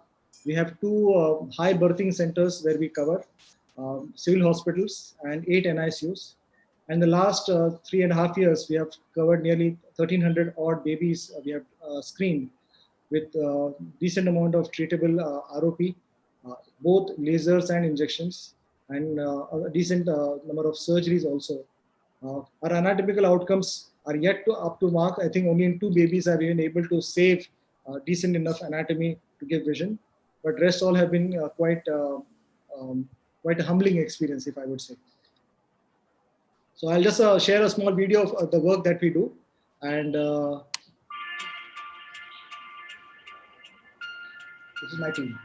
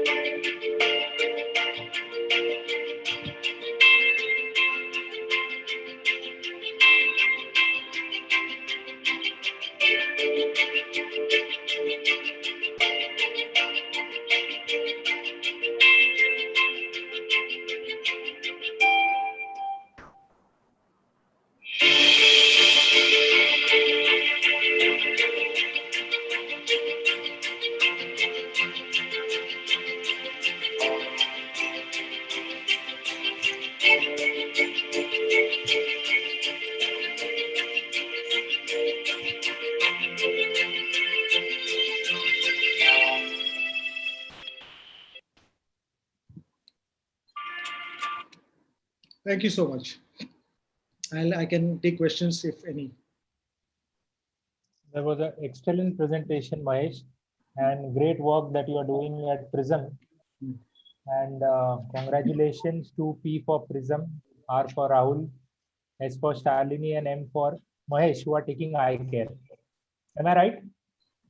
Yeah, you're almost right.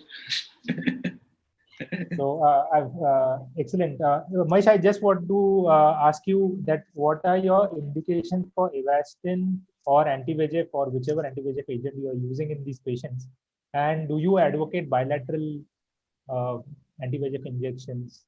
Because sometimes these babies are very critical and they have to be moved on to from one hospital to another. So what is your take on that? So I'll answer the last part of the question first. Even though whatever be the case, I don't do bilateral injections. I follow it up on the second or third day. So this is the thing.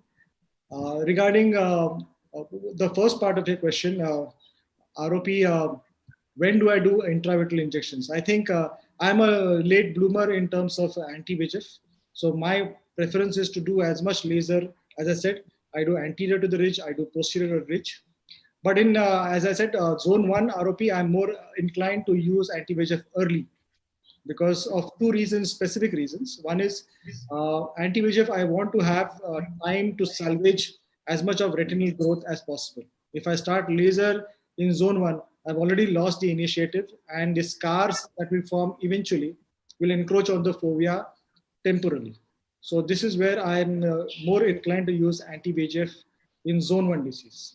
Whereas in peripheral, any zone 2 or a peripheral disease, I will definitely use laser first. So in zone 1, you will do anti-VEGF and re-observe the baby after 3 days. After 3 days, yes. And with bilateral zone 1, I'll do one at a time, sequential.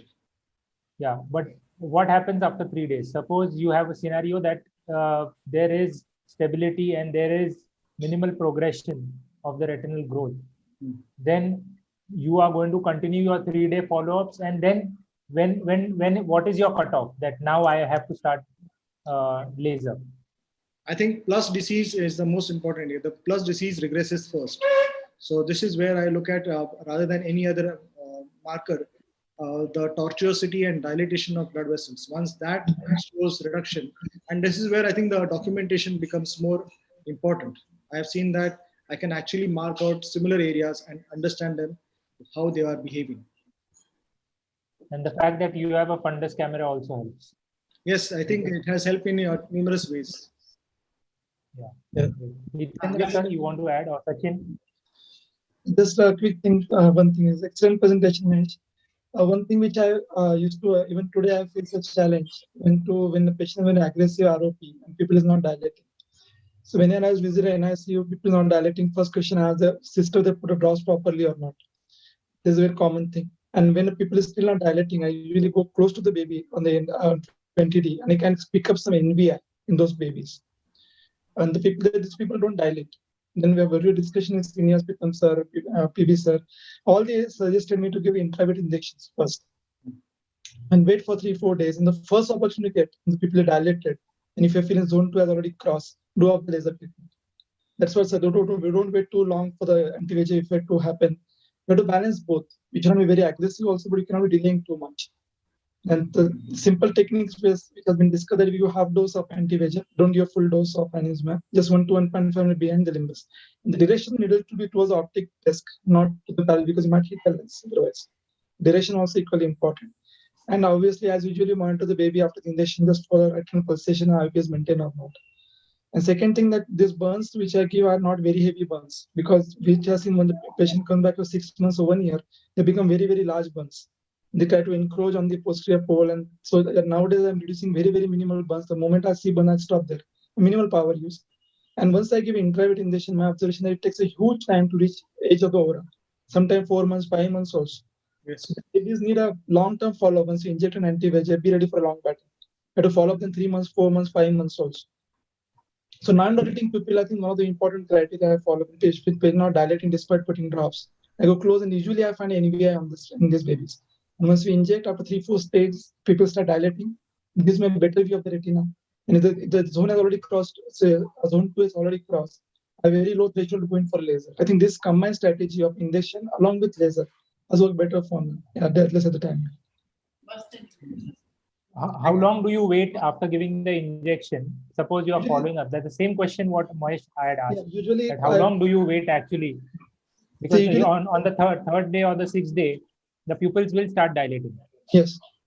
The moment it crosses zone 2 and the baby is doing well, I keep on observing it. But the moment I see it is not doing well, as I said, some pre-plus signs are coming back. It's more of a clinical judgment. I don't have fixed criteria which I inject, I don't do it.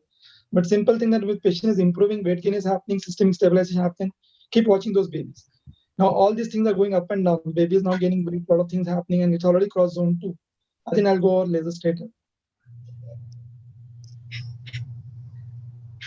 Thank you. Thank you, Sachin, for your tips as well. We move on to the last talk of today's session. And I invite Dr. Hitendra. He's a prolific surgeon from south of Mumbai. He's been practicing for nearly 20, I think 2 decades now.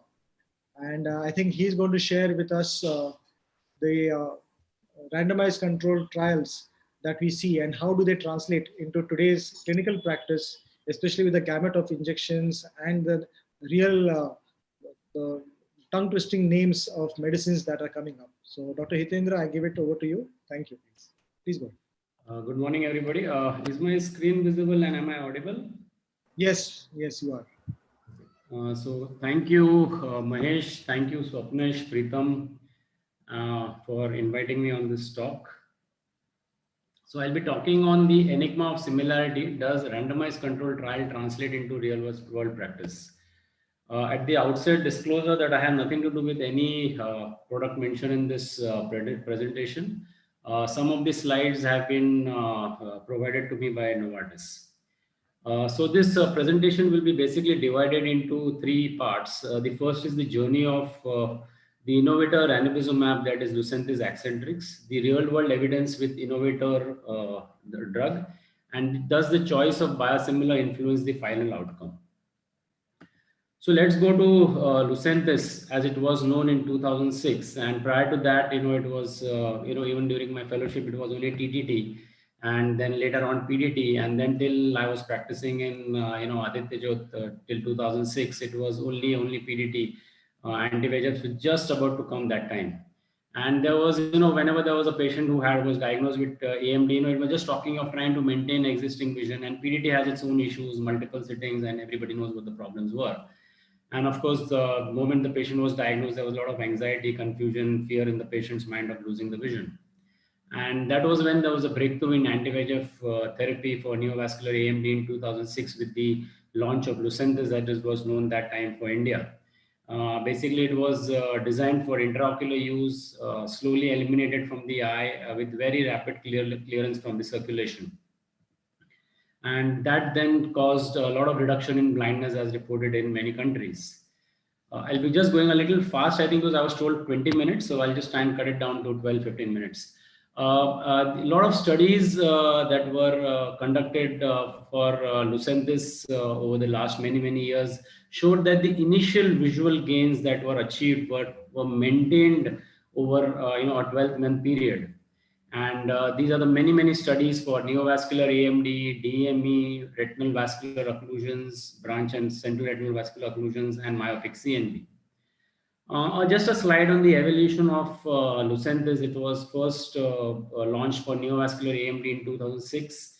Approvals then came for DME and venous occlusions in 11, myopic CNV in 14, and for ROP in 2020. Now, Lucentis or Accentrix, as we know it now, is the most studied anti-VEGF agent with over 13 years of clinical experience, more than 500 clinical studies, and more than 4.3 million patient years of use. Patient million years is number of patients multiplied by follow-up years. And it's the only anti-VEGF which is approved for all 6 indications: neovascular AMD, diabetic macular edema, branch retinal vein occlusion, central retinal vein occlusion, myopic CNV, and retinopathy of prematurity. Just a repetition, more than 10 years, that is 13-14 years of use, more than 71,000 patients who have been enrolled into many trials that have happened with Lucentis Accentrix, and more than 4.3 million years of patient data. Now, the second part is, so we all know about the randomized clinical control trials and the data that comes to us, but what about the real world evidence? Because what we see will be patients in our pool, so that's the difference between our RCT, which will be an interventional comparative data. You will have a very specific, inclusion criteria for those patients, good patient adherence, compliance, because they have been told that they have to follow up, and then we see the efficacy and the safety. But the real world data will be always different. You will have a broad pool of patients who will, adhere to treatment, some will not comply. These are patients that we see routinely in our clinical practice. So I'll just skip this. Now, Luminous was the largest prospective observational study in medical retina, a global 5-year multicentric observational study across all approved indications to see the safety and treatment patterns associated with ranibizumab or Lucentis 0.5 in clinical practice.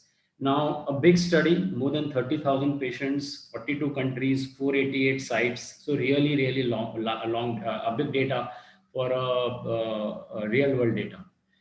The next few slides will just show the results of the Luminous trial in the various diseases and how the patients fared. Now, the first slide is on neovascular AMD.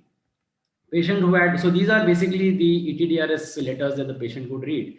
So this is the patient who had poor vision, that is who could read only 10 ETDRS letters. They improved to almost 23 letters post on an average 4.3 injections. Patient who had a little better vision, they had 33, to start with, they had 33 letters. They could read 33 letters. It went to 40. Patient who had even better vision, who had 50 letters, they reached to 54. Patient who had 65 letters to start with reached 66. So they basically they maintained. And patient who had excellent vision, they just lost 3 letters post the injections. Very similar situation we got in diabetic macular edema, but the average number of injections were a little less. Patient who had 9.3 reached to 22. Patient who had 33 reached to 42. Patient who had 51 reached to 56. 66, they almost maintained. In fact, they had 2 letters improvement. And patient who had 77, that is who had very, very good vision, they just lost 2 letters over the course of 1 year following 4.6 average injections.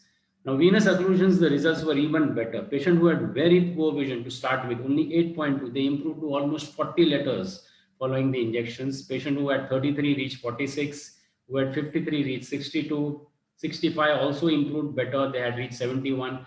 And patient who had very, very good vision, 78, almost were maintained, just lost 3 letters. Similar situation was seen in central retinal vein occlusions, and a very, very similar situation was seen in myopic patients. Again, here 2 patients with very poor vision to start with only 11 letters reached almost 30 letters at the end of 1 year of, on an average, 1.9 injections. So what we saw that the real world data that was provided to us with Luminous was in synchronization with the data that we had got from the RCTs or the multiple RCTs that happened for Lucentis. So there was synchronization with the randomized control trial and the real world data for the innovator ranibizumab, that is Lucentis or Eccentrix as it is available to us. Now the third part of the presentation is about the biosimilar. Let us understand what is a biosimilar. A biosimilar is a biologic product that is highly similar to and has no clinically meaningful differences from the existing FDA approved reference product, which is basically a biologic. Now, a biologic is a wide range of products such as vaccine, blood and blood components, recombinant therapeutic proteins that prevent, treat or cure a disease, and it requires a lot of stringent conditions to manufacture. A biosimilar is designed to have active properties that are similar to the previously licensed biologic product. And manufacturing biosimilar aims to design structural analogs that are similar to the innovator molecule, although there may be some differences that may go unnoticed. Now, let us understand that biosimilar is similar. It is not identical because it is virtually impossible to make an exact copy, and hence you will always get a similar product and you will not get an identical product. And that's where the concern sometimes lies, that there may be some unexpected issues for safety and efficacy in manufacturing of a biosimilar from a biologic. Now, why are these issues? Because once the patents are over and the biosimilar companies start manufacturing, they will probably know what was the DNA sequence that was used by the innovator company. But what does not suit the innovator company is to give out data on what was the cell line used, what was the growth media used, the method of cell expansion, bioreactor condition, protein recovery condition, purification standards, formulation methods, reagents, and reference standards. Now, manufacturing of biosimilar is not just about the size and complexities. It's not about the size, but also of the complexity. Let's take something like aspirin. It has 21 atoms. Can you replicate it? Yes, we can make a absolutely identical. It's like making a bicycle with 150 parts. But when it comes to making or copying a biologic, it's like something like, let's say, infliximab, which our uveitis patients use. It's having more than 25,000 atoms, 6,000 carbon atoms, 10,000 hydrogen atoms, to 1,600 nitrogen atoms. So basically, the whole structure is extremely complex, and that is like making an aircraft having 6 million parts. So you can make something similar, but you cannot absolutely make a identical molecule. Now, the other issue is, when we've been giving the biologics, that is Lucentis eccentric, since many years, and when a new drug is presented to us, what will be comforting for us is a real head-to-head study between the two drugs. And so there should have been ideally a very, very good and a large head-to-head study between the biologic and biosimilar to put a lot of confidence in our mind. Now, the only study that was done was for just 3 months, and we all know that a minimum 1 year of follow-up, even up to 2 years of follow-up, would have been ideal. The endpoint of the study was loss of less than 15 letters, and most of the new studies now, current studies, are talking of visual gains. And the study just had 25 arms of the innovator, or 25 patients of the innovator molecule and 75 from the biosimilar arm. And any number that is less than 30 is basically not very statistically significant. So was the data enough for us to get the confidence about the drug? And secondly, could we have replicated or extrapolated rather this data of AMD into other indications of the anti-VEGF like DME, venous occlusions, etc., etc. And there was only one study that was used by the first biosimilar, that is it was a RENACT study. It was to study the real world clinical effectiveness of brazumab in wet AMD. Again, it did not capture the complete information on the adverse effects. Now, the first real world evidence actually came from East India, where a lot of the speakers are from today's meeting. And it was basically a non-randomized, retrospective, open-label, multicentric phase 4 study. It was the head-to-head comparison between the innovator ranibizumab, that is Lucentis eccentrix, versus the biosimilar ranibizumab. And it was a very, when I was first given this data, I mean, the numbers are really big. I mean, they took 18,000 patients, cases were studied over a period of 4 years from all the various centers of Disha across West Bengal. And the study was divided into the DME arm and the AMD. The object was to evaluate the changes in visual acuity between the innovator ranibizumab, that is Lucentis eccentrix, and the biosimilar ranibizumab in DME patients. And the numbers were like for eccentrix, the numbers were more than 1,100 patients, and for biosimilar there were 464 patients. This is the logMAR visual acuity, and the left side of the slide is the Lucentis arm or the eccentrix arm, and the patients who had initial visual acuity of 0.79, they improved to 0.59 after at the end of the study. And so the improvement was there even in the biosimilar arm, but the improvement was not as much as the innovator molecule, that is the eccentrix arm. So the visual improvement was statistically significant in the innovator drug. This is the same thing. Patients with improvement in more than one line. So the biosimilar arm also had improvement of 54% patients who had more than one line improvement, but the eccentrix arm had more than 70% patients who had improvement of more than one line. Again, adherence to treatment, 2 times more patients adhered to treatment, although I found the numbers very less for both the arms. But anyway, so that indicates probably they had more improvement, so they continued on the treatment. Again, mean number of injections were more on the biosimilar, on the eccentrix arm versus the biosimilar arm. Again, that indicated better adherence to treatment because of maybe better efficacy. Patients receiving three or more injections against the innovator drug, that is eccentrix, had almost double the number of patients who received more than 3 injections. The second part of the study was on the neovascular AMD. Again, the numbers were very good. Innovator drug, that is the Lucentis, had more than 720 patients, and the biosimilar had 177 patients. Again, patients adhering to treatment for more than 6 months here were 23% versus only 6% patients here. Mean number of injections again here were more in the Lucentis eccentrix arms. Patients with more than 2 or more lines of improvement. Biosimilar arm had 33% patients with more than 2 lines of improvement. But the innovator drug, that is Eccentrix, had more than 52% patients with more than 2-line improvement. More than 3-line here, the biosimilar arm had only 29%, but here there were 48% patients with more than 3-line improvement. So again, so here it's the other way around. The evidence from the RCTs are not in synchronization with the real world evidence that we got from the data that was given to us by the Disha Hospital. So in a nutshell, innovator ranibizumab, that is Lucentis Eccentrix, had demonstrated high efficacy and well-established safety profiles across all 6 indications. Real-world data from innovator ranibizumab confirmed the effectiveness and safety outcomes that were observed in the randomized clinical trials. Visual acuity improvement is significantly better with innovator ranibizumab as compared to the biosimilar ranibizumab for both AMD and DME. And patient on innovator drug had 2 times more significantly better adherence to treatment as compared to the biosimilar. Thank you. Thank you, Dr. Hitendra. I think given the plethora of number of molecules that we have, it is bound to happen that we are going to be spoiled for choice. So I think I would like to ask each of the panelists, today's speakers, as to how they choose, because the real life scenario, as Dr. Hitendra has pointed out, is much, much different. So maybe Swapnesh, you can start and tell us when DME and AMD, what are your drugs of choice? No, basically, we can't, in today's case where the insurance is not there to back up the patient, we can't insist on anything particular.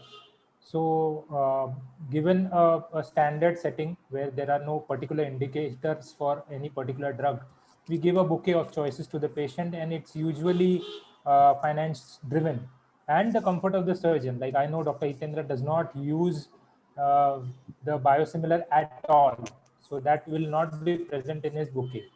And where I use it, so I would offer all the possibilities. Unless it's a case of PCV where aflibercept is proven to be the better drug. I think most, or in case of like I'm just randomly thinking, maybe in case of a neurosensory detachment with DME setting where I would like to have a steroid even as a first drug of choice. So in only special situations do I force a particular molecule on the patient, but usually it is that we offer 2 or 3 options to the patient, and according to his financial status or choice, he is going to opt for it, unless there is a great contraindication, like a glaucoma patient who has chosen IVTA just because it's a cheaper option in DME. Then I would counsel him not to do it.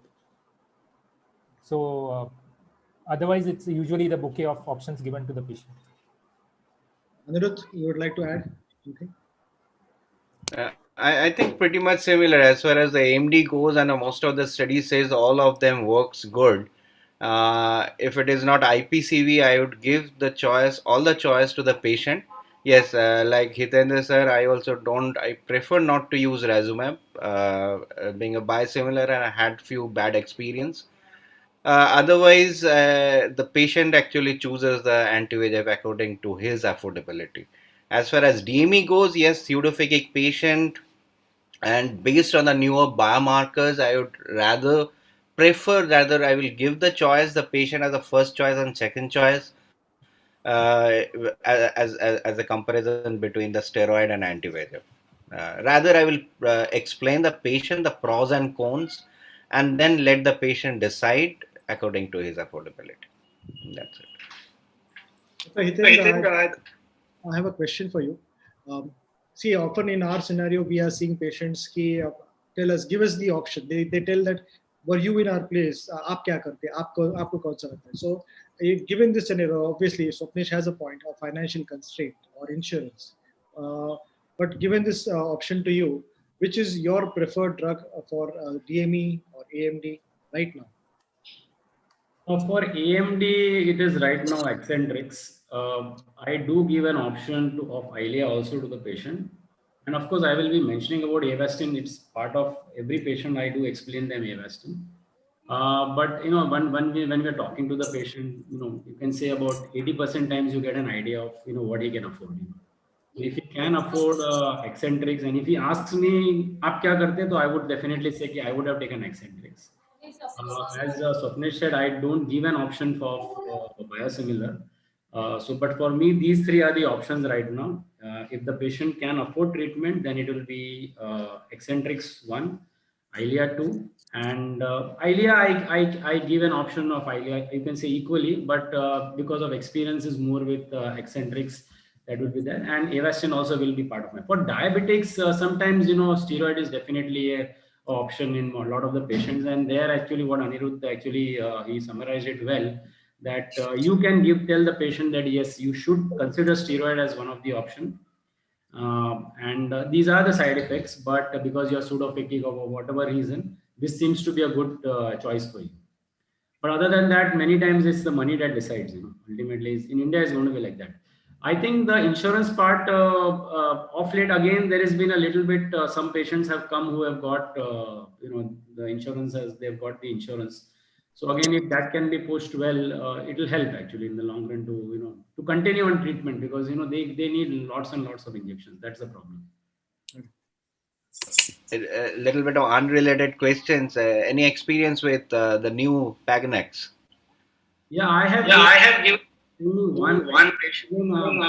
Always been the person who wants to try things last. So Pagenas actually was forced to me by the patient, because he's been, he's taken multiple Eyleas, multiple eccentrics, and of course he's he's not going to go for Avastin for sure. And he's been telling me about this brolucizumab for the last 4-6 months.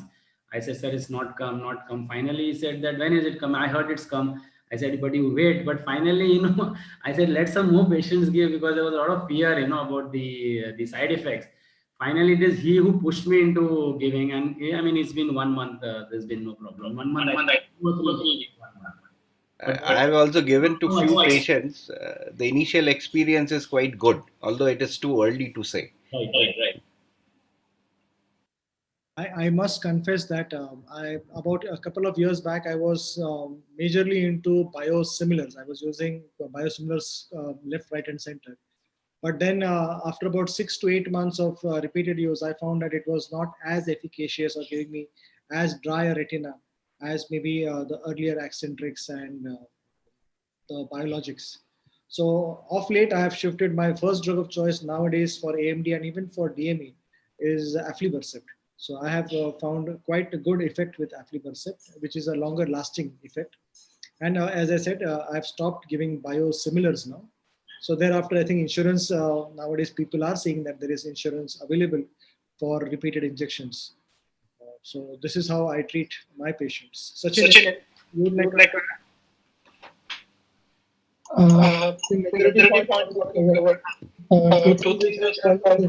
echo is coming. Okay, fine. Two things extra I follow that alert to patient totally. And not only that, DME, I just counsel a patient a lot on this, because sometimes the expectations are very high. When the patient is spending 50,000, 60,000, 40,000, you have to tell him clearly that primary aim is to maintain the vision. The vision improves the bonus for them. That's one thing I always insist.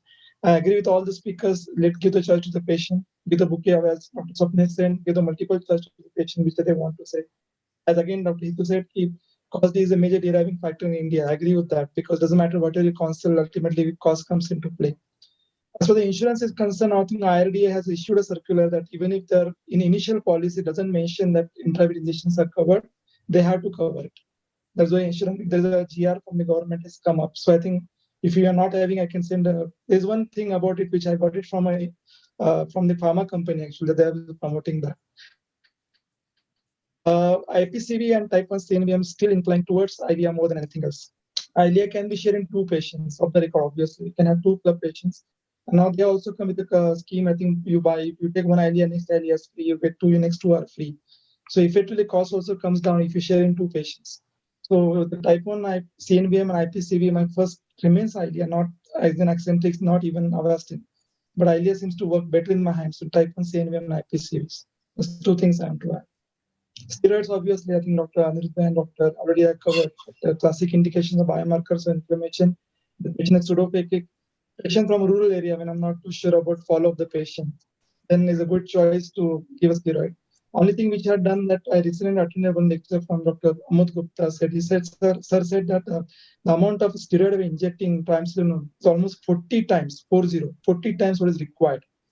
So what I've done of late that I reduced my intravenous dose of triamcinolone very, very minimal, 0.01, as we have dose on ROP. In my experience, it was beautifully well for many of they recovered quite well. None of them have developed IOP rise, none of them have cataract progression. So there is one modification I've done that I'm not giving a full dose of triamcinolone. I'm giving half to half dose. It works quite well. Sometimes I require repeat injection up to 2 months instead of 2.5 months. But I think that the major precaution of this steroid that IOP rise and cataract can be taken care of. I think it becomes quite a good middle way when you can give a low cost treatment, but at the same time effective treatment. So half dose triamcinolone I've been practicing of late. That's one modification I've done. It's working. Yeah, 2 milligram works well, but the only problem with 2 milligram, it does not last that long. 2 milligram. But but the side effects are much less. The IOP rise, none of my patients are IOP rise. And one thing I'm ensuring when injecting triamcinolone, I don't this is observed by all of them. When we're injecting triamcinolone, I make sure that I wait there and let it go down the equator. So there's one study which has when Ozurdex is anterior to the equator, the chances of IOP rise are very high. When Ozurdex is beyond the equator, is not that high. That's one study I think from LBPI, if I'm not wrong. So from then onwards, also when I'm injecting triamcinolone, I wait for 1 or 2 minutes on table. Let that make sure that maybe it will move a glove a little bit, let the drug go down. It doesn't stay in the anterior vitreous or medial vitreous. Let it go completely down as much as I can. Check out go a little bit, and then I think it's two things: low dose of triamcinolone and allowing the drug go beyond the equator at the time of injection. I just think chances of IOP rise are very less in my patients. It's just simple practical inputs. There is also a question from the audience. I think they want to know our experience on Ziv aflibercept, Zaltrap. So anybody who would want to take that question on Ziv aflibercept? I think from LVP they are used, has used quite a lot of Ziv. I not use it myself at all because procuring that drug is a bit of nightmare for me in Pune. In Mumbai, there are people who are procuring it and giving to doctors, but procuring the drug was a big problem for me. And I was comfortably sharing Eylea with 2 patients. So I not use that, but Swapnesh? Was the issue. Yeah, I've totally shifted from Avastin to Zaltrap. Zaltrap. There's no point in keeping 2 multi-dose vials. Okay. So I just keep Zaltrap only. Even I have used Zaltrap quite a bit, and I find that is also as effective as the original molecule, Eylea. And there are certain scenarios where I do keep a vial of Zaltrap with me for many of my patients. So even I use Zaltrap quite frequently. One suggestion: how do you procure it? Some procurement was the issue for you, or you're getting it quite easily? Zaltrap quite easily. We are getting in Bombay. It is quite easy. Okay. Just like Avastin, the same dealers are giving it. Okay. Another thing about the insurance I want to add: the IRDA letter is there with us, but it is only for suppose I am a patient and I want to take the injection, and if my policy is getting over in March 2021, I am not I am not a candidate that I can claim for this injection. So when I will go for the renewal, then I will be eligible for these injections. Or if I am taking out a policy, new policy after 1st of October, then it already includes the injection. So that is what one of the webinars on insurance and retina BOA had held it, and the insurance person from one of the TPAs was trying to elaborate on it. Okay. Thank you. I think we come to the end of our webinar today, and I'm really thankful that all of us had a very healthy discussion on the topics that we had planned. All the speakers, I thank BOA first of all for giving us a good platform for all of us to share this East with West. It was great to see friends from Calcutta after a long time, share ideas with them, and great to see people from our side, from Mumbai, as well as Pune, Sachin from Pune, and share this knowledge with each other. Also, I thank all the audience here who has been patiently listening, sharing their questions also with us. I want to also thank Novartis for being behind the curtain support for this meeting of ours. And most importantly, Dr. Swapnesh Sawant for being the pillar of strength for all the problems that could be solved because of you. Okay. So thank you, Annirudha. Thank you, Rupak. Thank you. Thank you, Dr. Sachin. Thank you so much. Thank you. Thank you, everyone. Have a great weekend. Take care. Bye. Enjoy your Sunday. Bye. Thank you. Bye. See you.